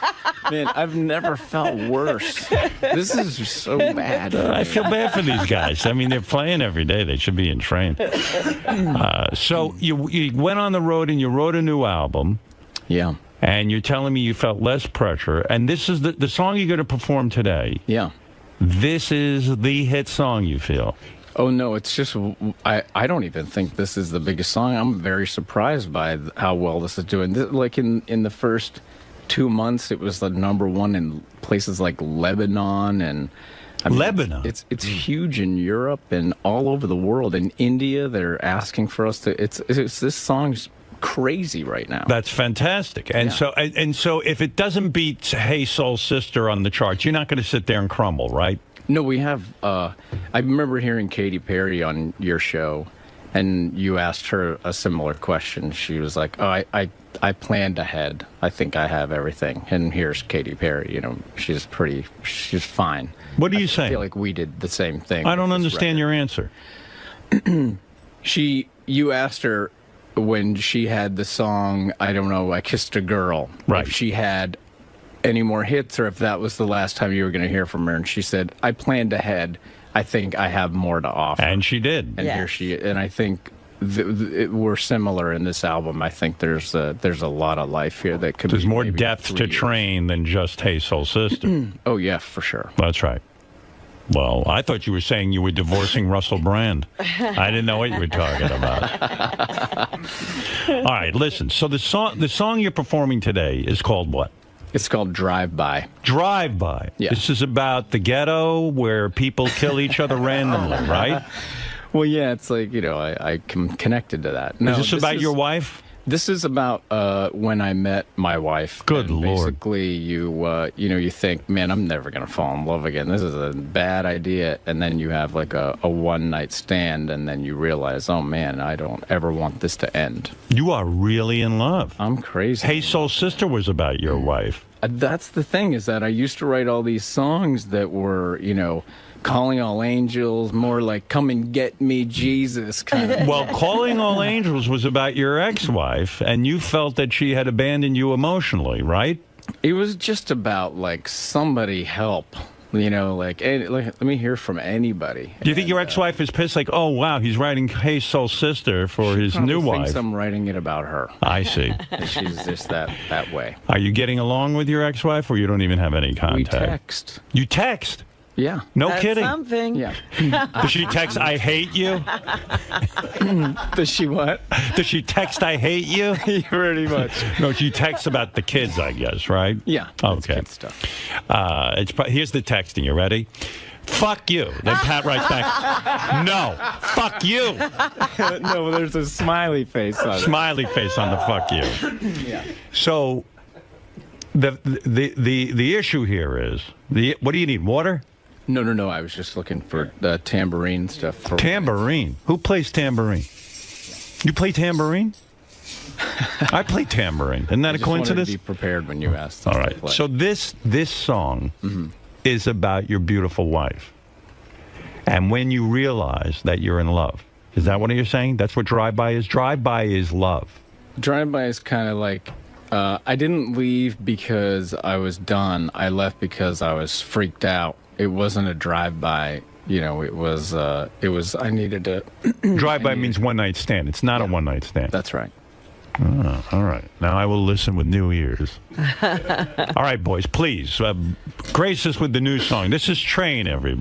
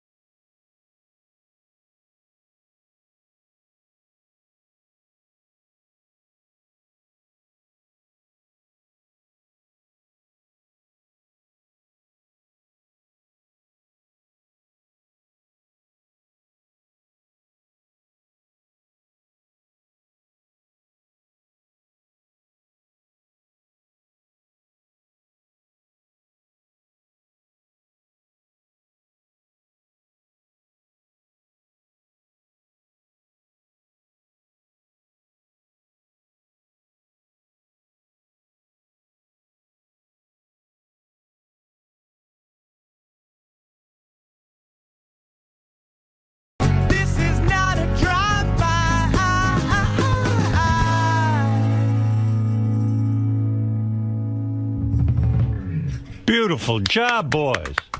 I'm going to put you through to the next round. I'm sending you to Vegas. Oh, I'm sorry. That's my other job. Do you That's think right. they should try out? I think you should try out, man. You guys got to try out. I'm telling you. To watch that show. Oh, it's going to be so crazy. much fun. You know, what I like, too, when I watch you guys perform, I like this idea that the four of you, except for Scott, the four of you are harmonizing. I like that. What do? You work that, like someone goes up high, someone goes low? Actually, Jerry's not making any noise, but he's realized after all these years of television and radio and stuff, if he puts a mic up and pretends, you get paid more for vocals. Is that true? So yeah, he goes like. So Jerry's not singing? No, it's not even on. It's not even on. But Hector, you're harmonizing. And what you guys work that out ahead of time? Who's going to sing what part? Yeah, Hector always takes the high parts, and I take the lower parts. Tell me, what do you mean? Break that down for me for a second. Do that. What's the low part and what's the high part? Oh, I swear to you, I'll be there for you. And then, Pat, you go where? Where do you go in that harmony? Oh, I swear to you, I'll be there for you. I love that. Singing the melodies, yeah. And nobody does that anymore. Crosby, Stills, and Nash used to sing harmonies. They don't do it anymore. Is James Taylor your hero? He kind of is. You like James Taylor? One of my heroes, for sure. And you guys are... Robert Plant and James Taylor. And don't you think you guys were more of a rock and roll band, but you said, hey, we got to read the tea leaves out there. We got to come up with more pop tunes, right? We've got to change our style, in a sense, to keep up with the times. True? Yeah, something, natural just happened. I always credit two things, my wife and our managers. I just think they're just really, great people, and so they inspire us to be different. When I first heard the song Hey Soul Sister, I said, oh my God, I hope that song doesn't become a hit, because you'll forever have to sing up high in that falsetto. And really, sometimes I imagine after you do 100 dates in a row, that you can't hit those notes, right?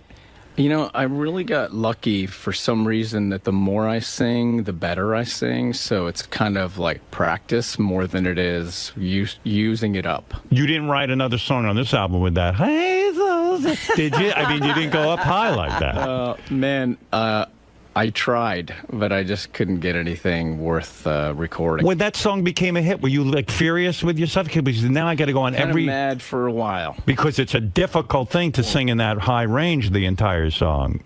Yeah, it's really high. Yeah, this one is comfortable. I don't feel like you're going to have any trouble with this one. We were on David Letterman yesterday. I didn't do the greatest job delivering it, but it's much easier to sing than Hey Soul Sister. What do you mean? You were on David Letterman... Yeah. And you performed the same song? Yeah. And you don't feel your performance was that good? My performance was about an 8. Really? Yeah. Was it a 10 this morning? Out of 100. I felt you sounded good this morning. Oh, an 8 out of 100. Today was much better. I'm working with monitor stuff. Anyway, it's just a weird thing. I don't even talk about. So you're upset about the Letterman appearance? Just from my, I get upset with myself. I'm better than that. Did you go to the band, and have you been like driving them crazy about it? I sucked. He is Jerry, right? He's hard on himself. He is. What does he say to you after a Letterman appearance? He won't talk about it. This morning he said he warned us he's going to be angry all day.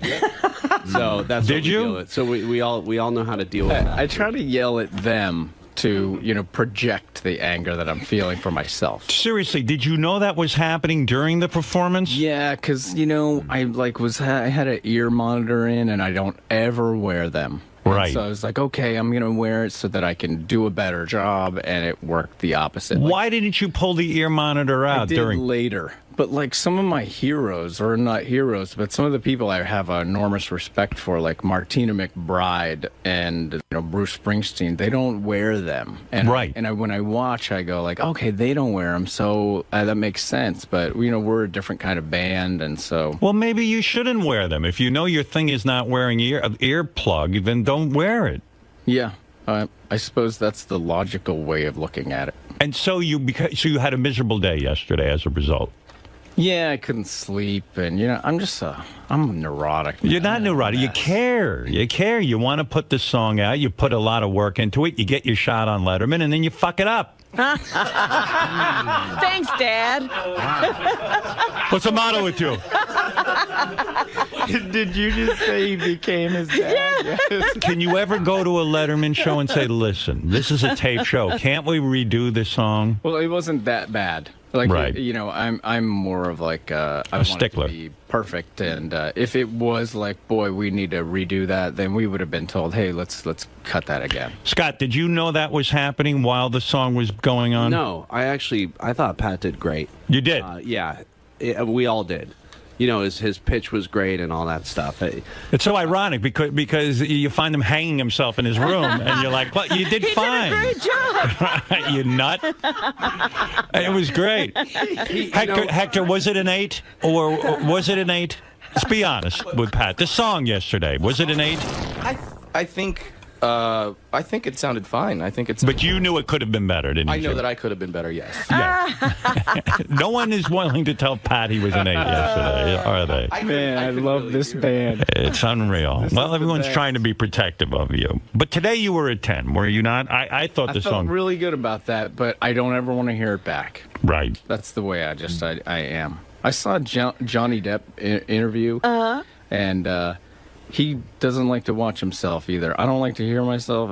You won't watch Letterman to see how you did? I did. I watched it because I couldn't sleep. I was like, I just better watch it to get it out. So you were in your hotel last night. Yeah. You're alone. You said, I'm tuning into Letterman to see if I was that bad. Well, I fell asleep at 12 and woke up at 12:10. And okay. I was like, okay, I'm up. I'm putting this on. Yeah. And when you put it on, you agreed with your earlier opinion that you were an 8. Yep. Jesus Christ, what a torture. For God's sake. I can't, why am I doing this? I mean, come on. Please don't ever replay this show. You know, you talk about Johnny Depp. He doesn't watch his own interviews. I got to tell you, I can't watch Johnny Depp interviews either. This fucking guy is such a bore. I mean, I don't know what he's talking about.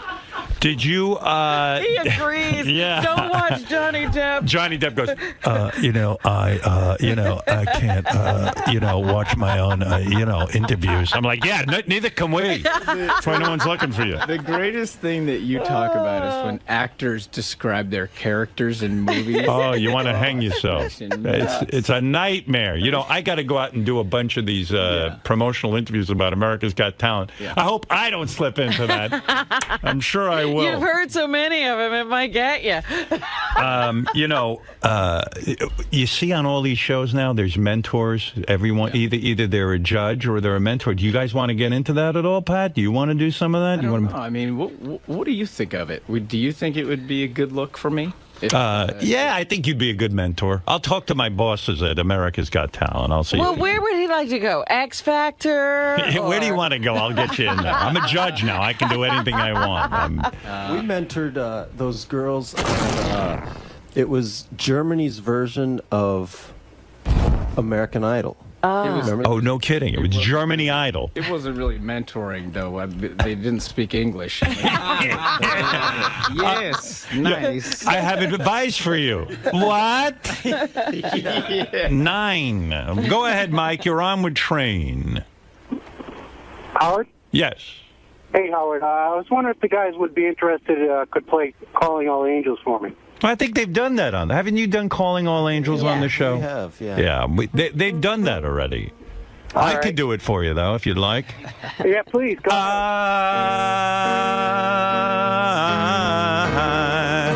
Calling all angels. Yeah. Calling all angels. How's that? So confused. He was like, "Is that the song?" I don't know. Yeah, that's the way I do it. You know, when I do a cover version, I like to make it my own. That's what I tell the kids. I love that. Hey, soul sister, I can do them all. It is funny watching the mentoring and seeing that they have their catchphrases, "Make it your own." Right, stuff, right. You know. Hector, jump in on harmonies on this. Take the high part. Calling all angels. Yeah. Ooh.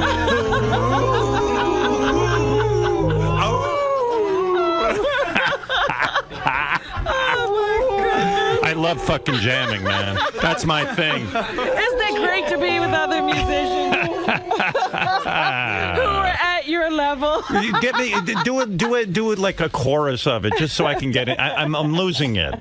Just give me a little of it so I can do it. I'm fucking. That's it.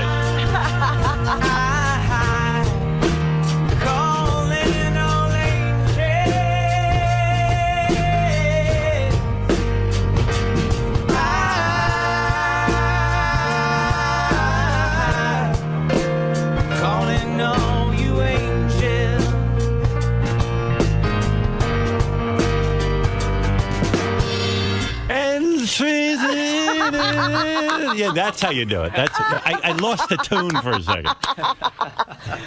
Mike, how's that? That sounds good, right? Yeah, that was great. I was wondering if maybe Marianne from Brooklyn and Debbie the Pet Lady would join us. Yeah, I might start a band with them. You might want to harmonize with them, yes. That's funny. That song holds up. I mean, I'm a big guy. I listen to Coffee House on Sirius all the time. They play that song every 10 minutes, and I can't get enough of it. It's such a great song. That Calling All Angels. Oh, my goodness. I'd sing it to Robin sometimes. Yeah. She's my angel. Thank you for being here. We've been a band for so long that it's cool, like, to go through a repertoire and, like, emotionally where we were or where I was as a, lyric writer or whatever. And that song and Hey Soul Sister being in the same, they're, like, totally different, but they're...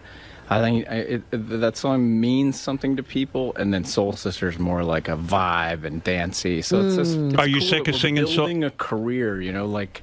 Are you sick of singing those songs? No, man. It's hard to get sick of something that you're watching people that don't speak your language sing back to you, and it's just pretty moving. Yeah. All right, Jenks, go ahead, and then I'll let these guys out of here. Good morning, guys. I have a question for Hector. If Pat told you that in order to stay in the band, you had to suck a man's dick, would you do it? Oh, Hector, God. would you suck a guy's? Would you suck? He has. Right, and yeah, I did it. You did suck a dick, and he still didn't like it. I don't see the problem. What's the question? Yeah. You're ready to do it. You're ready to suck a man's penis. If good for you. I'll swallow the gravy, do the whole thing. Let's. Oh, by the way, have you heard? I wonder if you boys have heard this at all. What? This is one of my favorite songs that you sort of did. And I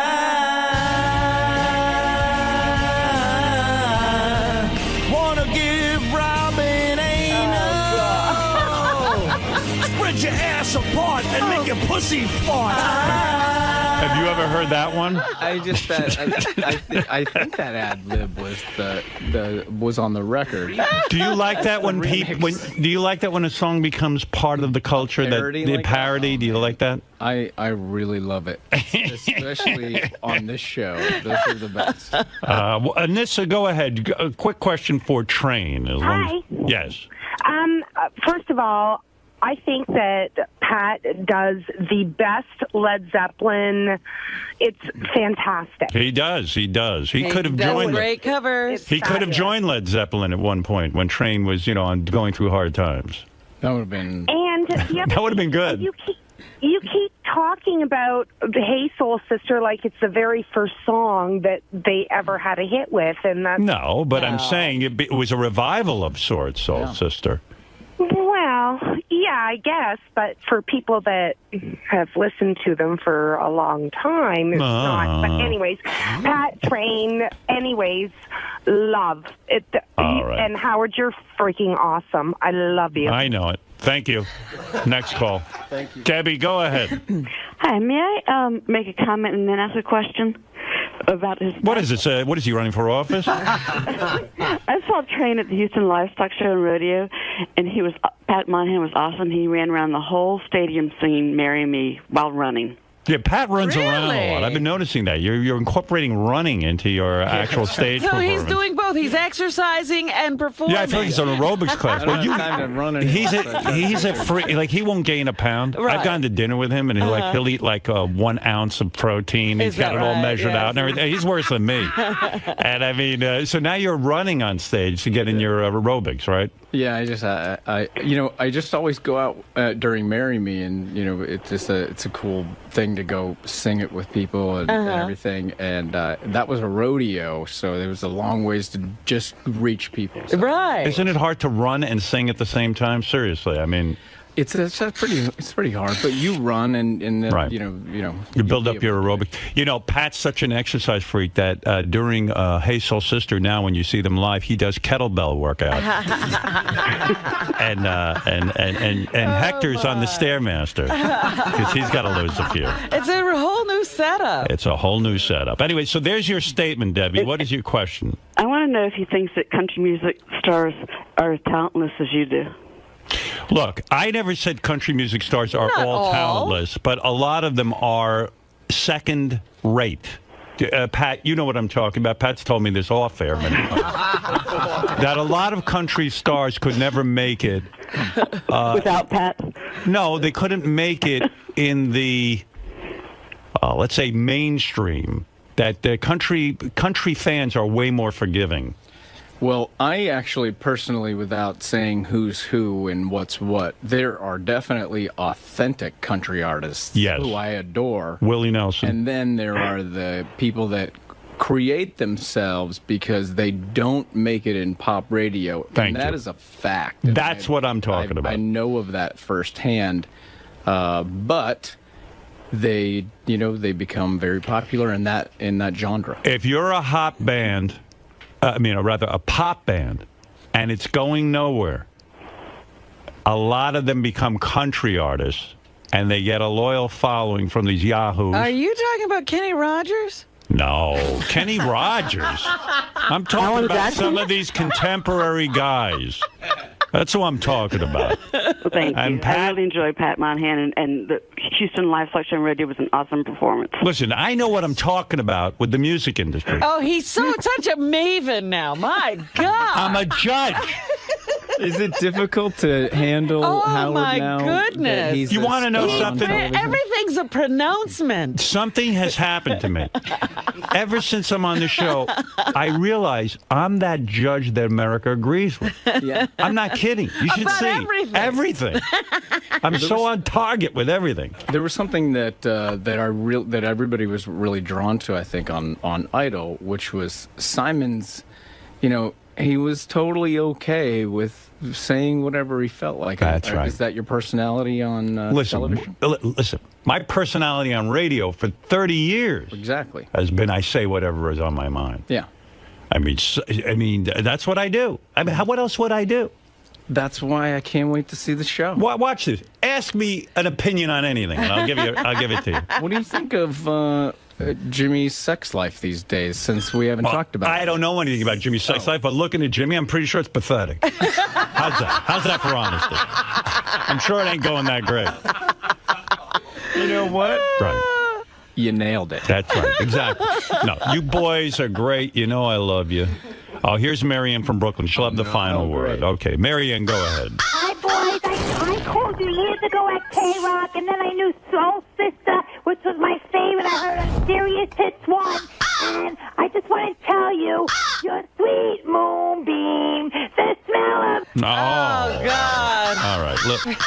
Hey, boys, I wish you luck. Where are we off to next? What's going to happen? What's the train? We were going to spend a few days here with Rachel Ray, and for the first time, I think, ever in her history, or maybe even in daytime TV, she's going to let us be her house band for the week. You like that idea? I think it's really cool that we're going to be on Dancing with the Stars. We're going to try to get on your show if you'll have us. Yeah, sure. America's Got Talent. It sure Absolutely. It sure has talent. He'll take you to Vegas. Well, I'll take you with me. And Hector's going to be allowed to play with you guys on Rachel Ray, or are you not going to take him with you? I'm not sure yet. All right, we'll see. Train's new album, California 37. I believe that refers... What does the title refer to? That refers to a road, doesn't it? California 37? Yeah, it's a highway that kind of brought Scott and Jimmy and I to each other's places where we lived, and also was a road to get to other places like Napa and San Francisco. Huh. Check out Train's Save Me, San Francisco Wine Company. You boys are really trying to cash in quickly. What is going on here with a wine company? They have a wine. What are you guys being a San Francisco band, we decided let's bring San Francisco to people, so we started making wine, but like real wine. Train wine? Yeah. Yeah, it's actually doing really well and tastes really nice. It's good. And then And Hector and Jerry don't participate in any of the profits of that, do they? They can drink it. I hope not. You do? We drink most of it. You guys are participating in the profits? No, we participate in drinking it. We drink It's good stuff. Scott, you're in on that, though, right? I mean, you're in Train, right? Yeah, okay. it's gone better than we thought, than we ever hoped. We just kind of wanted to make the wine, but it's actually very good. And Wine Spectator got like a 92. Yeah. Oh, poor Hector and Jerry. You're not going to even see a taste on that, huh? Most of the profits go to charity. Oh, they go to charity. Yeah. What are we doing? You That's guys are, Hector, right? Yeah. Give some to Hector. He's like, give me some. Right. I mean, in fact, you can see Hector and Jerry, who are not official members of Train. Right. They started a naked webcam business, and you can see them on there nude for a couple extra bucks. I should mention that as well. So check out Train. Save Me San Francisco Wine Company at SaveMeSanFranciscoWineCo.com. You guys got to get an easier website. Train will be touring this summer. So I'm happy for you guys. Yeah, thanks so much. And I will forever thank Pat for thanking me at the Grammys. I forgot to thank my wife, but... and you didn't think your wife. Remember Howard. You know what? Smart move. I'll be there for you more than your wife will, Well, that's what I said to her when I felt Bros so before hoes. hideous. Right. I ran right back out to the audience, and I was like, honey... Just so you know, Howard's got his own, show, so that's why I did. No, you didn't say bros before hoes, I hope. That's terrible. No, I actually said, oh, honey, I really am so sorry. So anyway, that's... Well, anyway, guys, congratulations on all the success. And I also heard, and excess, I also heard your version of Rihanna's song. I thought that was good, the acoustic version. I heard that. It's just that I always ask these guys if we could do stuff like from great singers, Right. That's what... that's like the next thing I wanted to do is just like try to write songs that are just so hard to sing, like that. I just think that's why Hey Soul Sister's fun for me, because it is so high. It's fun to watch. How many guys can sing that? It's fun to watch that, anyway. You got to practically be a eunuch to sing that song. Right? Get your balls cut off. Which works out conveniently. Dr. Mike, you're on the air. Hey, thank you. Long-time listener, Howard.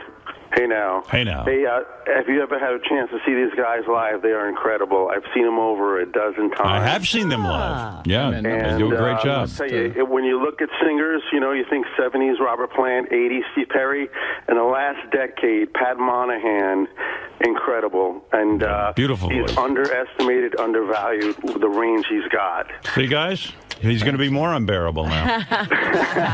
Good luck. And, I could tell you a funny Hector story. I tell you, Hector's the coolest guy. He busts his balls.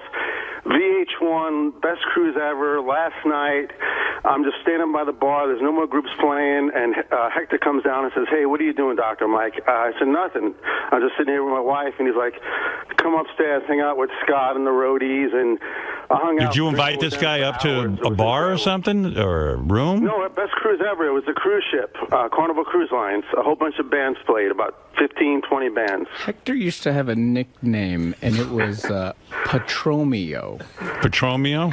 Yeah, because when he had Patron, it was just on. You invited this guy. You invited this guy and his wife up to your room. No. We were on the deck. Yeah. The whole it was Scott, me. It was Tom, the road manager. So why is Hector such a great guy? Because he talked to you? Well, yeah, he's real personal. Talks to you. He's real friendly. I mean, we shared stories, not so much about music and stuff, but just about life. Talked about family things, stuff like that for hours. I see. He's just a regular guy. Very sounds good. lovely. Very good. Now, Jimmy had a lot of girls on that cruise ship. Okay. Good for you. All right. Yes, go ahead, Brian. Usually, whenever I hear Pat in interviews, I kind of get douche chills, but. Now I heard this song, I got real chills. Yeah. That was fucking awesome, man. Guy's saying you used to be a douche, and now you're a real man. Yeah, now my best compliment. Isn't that a beautiful compliment? Oh, Oh, my God. You went from douche to douche chills. Yeah. Or something. I don't know. Anyway. From douche chills to chill. Boys, great appearance today. Thank you for coming by. You know, I wish you so much success. I hope to have to thank you on another Grammys. Yes, please. With this one, I wish you a Grammy and more thanks to me. That's what I wish for your future. And no, that was great. I was laying in bed with my wife, and all of a sudden you thanked me and went a long way. You know what I mean? She suddenly looked at me with new eyes. Yeah, because you haven't accomplished much, so that really took it over. No, but you'd be surprised. That really can put it over the top, you know? There's a guy getting a Grammy thanking me. It's beautiful. Well, yeah, I'll tell you, you all deserved it. You've all been huge supporters of us. And, well, with good reason. There's a lot of times that we just are complimented because of you. Like, hey, man, when you're on Howard Stern, it's the, you know, just for forever, no matter where we are. So say more, please. Don't stop now. You're on a roll. No, anybody else in train want to say something great about me? Next time when you get a Grammy, just say, Beth, you're so lucky to be with Howard. If you could just throw that in as well. Boys, thank you again. Good luck with the new album. Again, the new album is called, Robin, what's the name? California 37. There you go. California 37, and that's Robin self-fertilized during your period. All right. So how could I forget? We'll be back right after these words. Wow, that was really fun. Well, another fine appearance. Good time. Thanks, man. Thanks for having us in. Good work. We always look forward to this. Where are you? The most. Howard Stern. You don't have to say that. New York City. Yeah, it's true, though. But seriously, running on stage and singing is very difficult. Yeah, I just run so much that it's like, whatever. Well, Justin, I think, so so good to see you again. Great seeing you.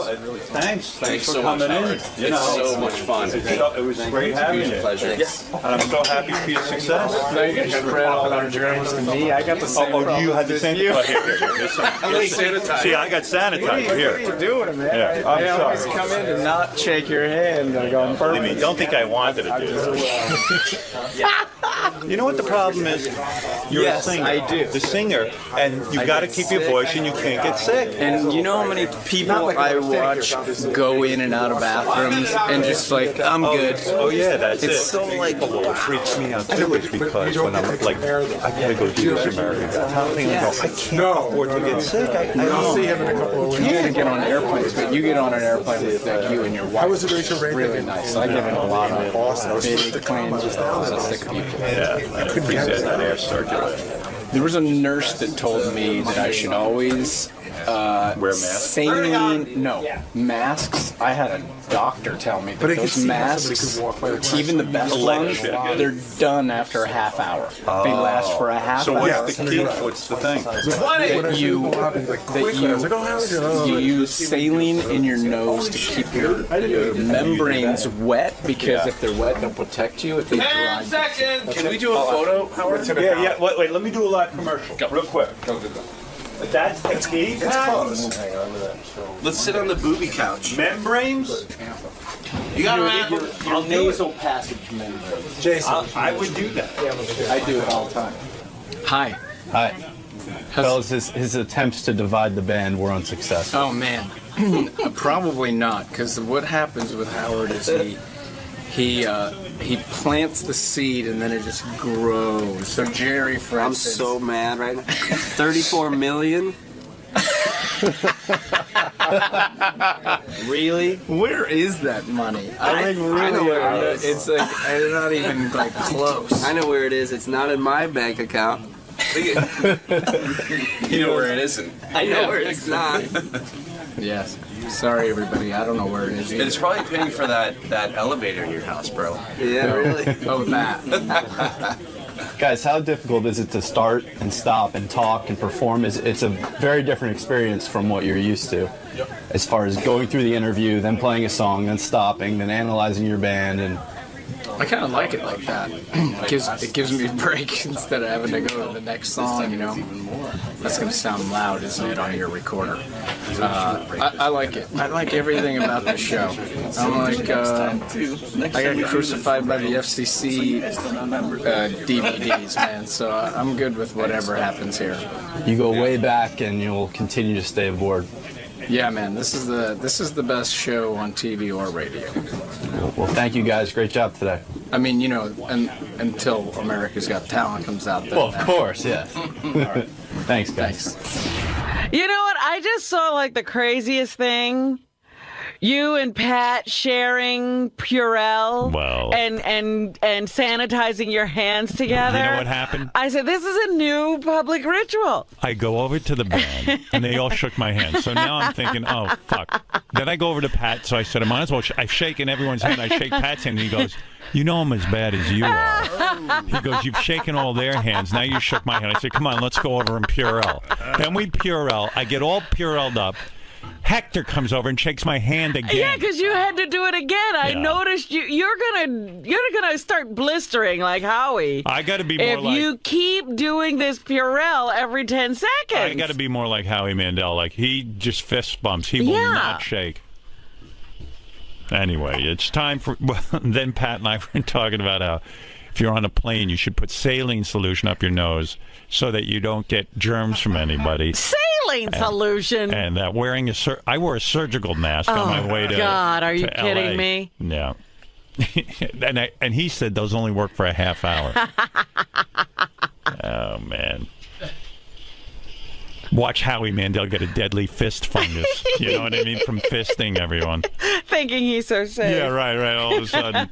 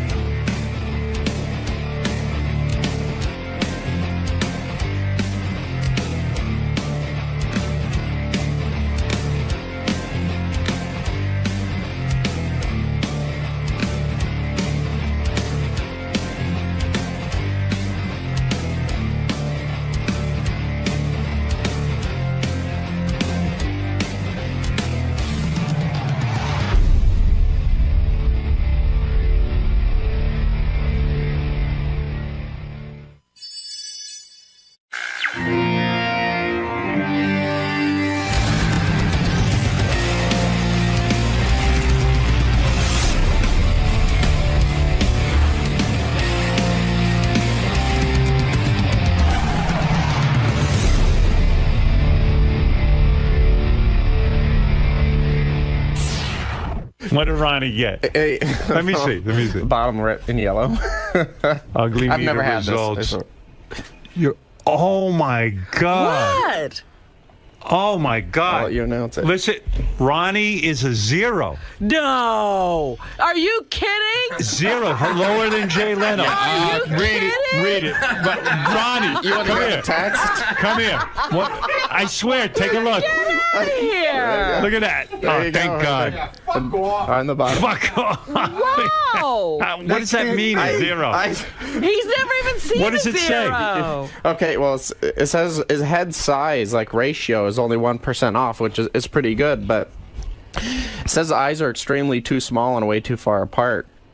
That's where he's losing most of his point. And his mouth is 34% narrower than it should be for his face, so his nose is all right. But wow, suddenly I feel hot. Let's go to Joe. Joe from Philly. Hey now. Good morning, Howard. Good morning. Howard, did you happen to... I'm sorry, are you there? Yes. I'm sorry. Howard, did you happen to hear there was a news brief played over the weekend on your station, and it was with Shuley and JD. And I just thought this was so telling. I know how you're attached to JD. I know you have a special place in your heart for him. But he refers to himself in the news brief as JD Harm whatever. I mean, he doesn't even finish his own name. Wow. You know, I did detect, though. Is he better since his high score? Yeah, I did detect that the ugly meter thing, and he scored in the 50s. He suddenly got some sort of confidence. I understand on the wrap-up show yesterday, he hardly funkied at all. Yeah, he started to. He stood up straight. Whatever. As soon as he got his score. What do you think JD's gonna be? I bet you JD's a 46. I just want to be over 50. I'm gonna say.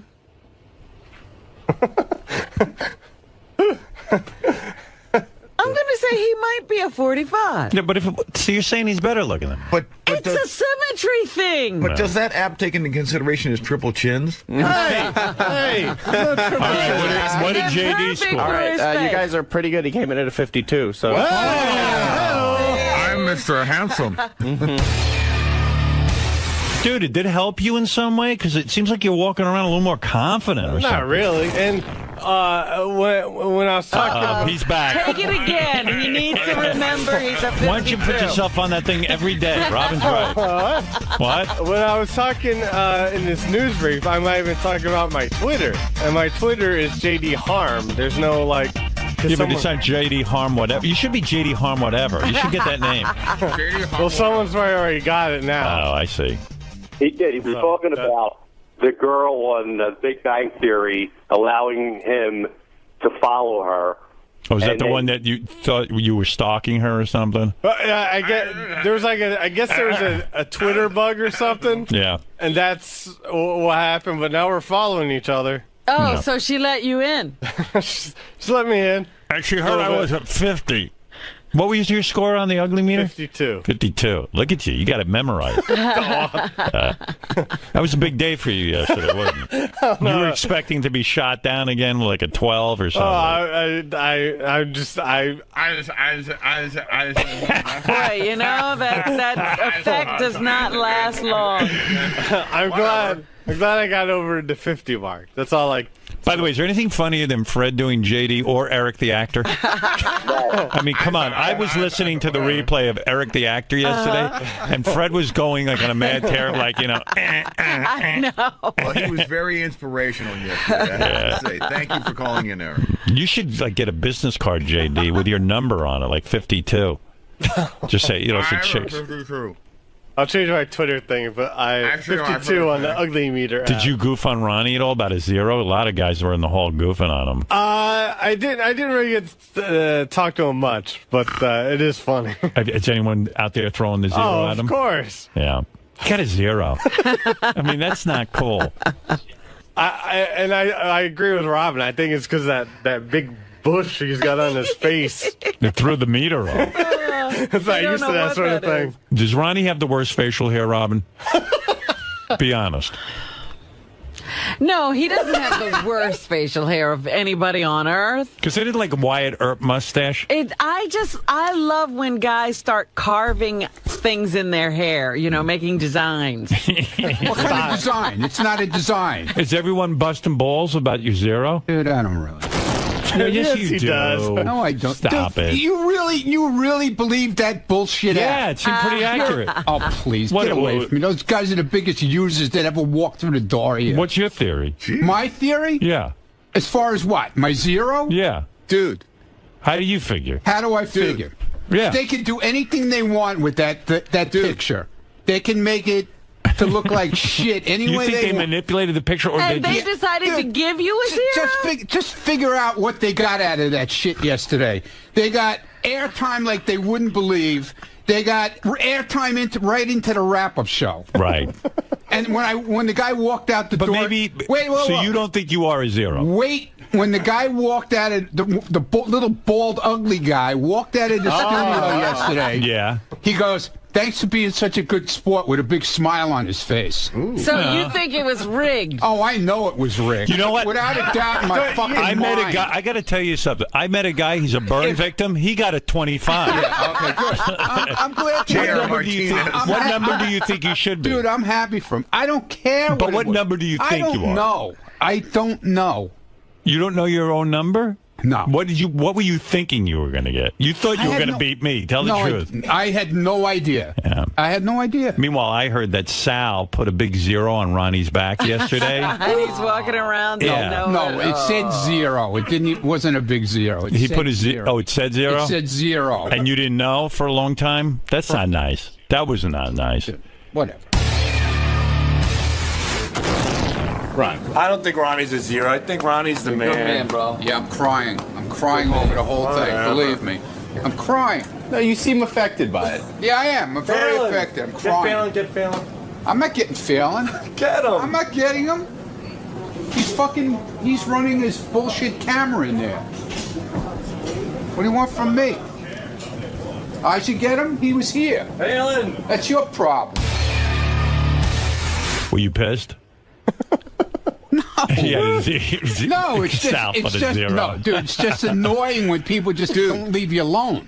I want to see that on TV, though. I want to see Ronnie walking around with a 0 on him. He was really upset yesterday, Howard. He had like a lot of conspiracy. So the big conspiracy theory is that they rigged the picture. But then he even went back as far to say is that the psych test that he was given, that was also rigged against him. Ah. Oh, right. Are you kidding? You believe that? So now I'm crazy and now I'm ugly. Okay, that's fine. Whatever. That sounds about right. Whatever, not dude. crazy at all. Right. But, so, listen, they got what they wanted. I'm happy for them. Yeah. Now all of a sudden they have an account on Twitter now too. Whatever, dude. Yeah, you're on Twitter every minute. So, were people busting your balls on Twitter? Of course. No, actually, I got a lot of good response from people. Well, listen, man, you know one thing. The usual dirtbag guys gave me, the usual shit. But I got a lot of chicks saying that's bullshit. That you're good looking. Yeah, listen, man. there's one thing I know. You're a great security guy. I say you have eyes in the back of your head. I really do. Thank you. I do. Yeah, thanks. You know everything that's going on. Yeah, you're constantly aware of what's going on around you. Yeah, I love thank that. You. Yeah, that's because my eyes are back here instead of up here. No, you that's probably why know I got what's a 0. going. You probably know what's going on behind you right now. Yeah. Right. Okay. Yeah. All right. Yeah. Stupid ass. Sal was holding up a big 0. Yeah. Way too long. It was the shakiest 0 I've ever seen in my life. But no, I mean, I was bummed out about the 34. But what are you going to do? I got to go on with my life. Yeah, exactly. It wasn't a great score for me, but it is weird. You think you're better looking than JD, don't you? I mean, were you surprised he was a 52? I would say Ronnie's better looking than me. You would? I don't know what the hell they did. Who would you have sex with, Robin? Why do you think that they chose you? Because they know they know that it blows up into a whole thing with me. He's the big name. I'm sensitive. Stop it now. That's not what I'm talking about. Yeah, why did they choose you to be a 0? Because they know it blows up. Like, look what happened with the psych test. Right. It went ballistic in here with me. Right. So you think... you went ballistic. Yeah, but then why did Doug Goodstein get a 20-something? Well, you talk about somebody being bummed out. Yeah. There is somebody who's bummed out. Yeah, I heard he's, like, very upset with his score. I mean... I'm not upset at all. I don't know what you're talking about, Ronnie. Yeah, that's not what I heard, dude. That's what you guys in the control room told me. Well, I don't know what they're talking about. Yeah, why do you think when those guys were figuring out who to give the 0 to, and they did that to you, why did they give him a 20? Because he doesn't get on the air all that much. I don't know, dude. I'm telling you. That's my theory. I don't care. And Lieberman Lieberman couldn't sleep last night. Did you know that? No. Oh, Lieberman is that true? He told me he couldn't shut up. His girlfriend was like telling him to shut up already. Like all night. He didn't stop talking about it. Why would you tell your girlfriend that you're an 18? No. Beth called me. She goes, "Why are people telling me about some ugly thing?" And I go, "Oh, because you got a 92." And she goes, "What do you mean a 92?" I said, "You tested higher than Angelina Jolie." She goes, "Oh, that's ridiculous. They probably just used a good picture of me or something." I said, "No, you just tested high." Lieberman supposedly... I didn't tell her I'm a 34. Yeah. Hey, Lieberman, why did you tell your girlfriend you're an 18? What the fuck is wrong with you? She heard it on the air. And so she knew I was concerned about it. She heard on the wrap-up show, actually, and all I said was, and I stand by this, and now the song even confirms it, that now I am defined by this for all of my days moving forward within Howard Stern. That was my concern. I got to tell you, man, I mean, I'm a guy and I'm not gay, but you're good looking to me. I mean, you seem a lot more attractive than some of these other gobbones. Exactly. That's my point, Howard. He said he doesn't take still pictures well. Yeah. He says he doesn't still photograph well. He said historically it's known that he doesn't still photograph. Historically. Who historically knows you don't photograph well? It's in the past, when I've had to take publicity photos or something, we had to do multiple shoots because I really don't. I don't still photo well. I'm better on video. So moving around, you're like a Brad Pitt. When you're standing still, you're like ugly. Oh, my. Exactly. It's all about the movement. It's true. I always see you moving, to tell you the truth. Shuli, did you get tested? No. Yeah. I don't. You're smart. Stay away from that thing. The 𝗦𝗵cie𝘄𝗿𝗿. What is going on around here?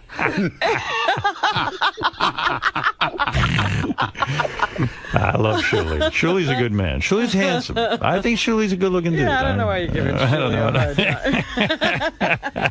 time. We got some crew around. I think the average score was 12. Well, anyway. Hey, John, look at it this way. You scored like a whole 2 points higher than Richard's asshole. Oh. You know. That's a huge honor. Yeah, Thank you. I mean, play the song. Hey, where's the new John Lieberman song for his intro? That's the best. How does a cock get a better score than my face? Lieberman got 18 on the What'd you say? How does a cock get a better score than my face? You tell me. It makes no sense. That's why that whole app thing makes no sense. It's all in the bone structure. Yeah, the bone structure. That's the ugliest dick I've ever seen. Ralph, go ahead. I'm with Ronnie. That app's ridiculous because from what I understand, it measures symmetry on your face, and most people's faces are not symmetrical. If you took you're a photographer, you took a picture of somebody's face dead on, you cut it in half, and then put those two halves together. All I know is JD did really well. Yeah, that's why I'm a home. And I got to admit, I'm looking at JD now. He looks pretty good today. You know, it's like he looks goofy. You're better looking than him. Am I? Yes. I don't know, man. All right, Ralph, you can hang out now. Thank you, Ralph. This app just causes trouble. Thanks, buddy. Ralph is very attracted to me, in all fairness. I have to, in full disclosure. Thank you, Ralph. You're very handsome. I'll see you later. Bunch of guys telling each other how good looking we are. Well, JD, I was kind of happy for you, quite frankly. Because, like, yesterday you almost sounded confident. Yeah. You know, now you're back to being, Well, he was mess. happy when he walked out of here. Yeah, definitely. Oh, yeah, I saw it. He had a whole, like, happy walk. I was okay, and then Gary got his score and said, like, fuck you, triple chin asshole, or whatever. Yeah, now he's back to being a Put mushroom. him right back in the crapper. I'll live. Wow. Big weekend for JD. Why? Chicago and Arizona. Oh, yeah? Block party? Yeah. Couldn't get a chance to get on stage with those good looks. Give all the girls a thrill. Hey, ladies. 52 is here. That's right. I got some girls supposedly responded on Twitter in Chicago are coming to see JD. What do you mean? Break some hearts. Like they want to have sex with him? I don't know about having sex with him. They want to hang out with him. That's up to him once he, He's got to close the deal. I'll open the door. Yeah. He's got to close it. Yeah. Are you excited about that? I was telling Shuli, I would like to be able to focus on that, but I can only focus on the show and like what? What about after the show? Having the show, okay, that's the problem. I'm more worried about the show going well and people being happy for what Why? they paid What for. are you worried about that train wreck for? Because it's not going to go well. I can tell you that. How do you think that? Someone has to worry about it. How do you think the show is going to go well with Ronnie and you? If Shuli's not worried about it, what are you worried Trust about? me, he's worried. No, he's not. He's not worried. All you got to do is get up and say a couple of things to the crowd. I know. I just, I and don't you're saying know. you can't bang this chick that Ronnie's going to... Is she hot? On Twitter, she looks hot. Is she You sending you don't know. pictures of herself? Well, she's got her, avatar picture. Let me see it. I don't have it with me now.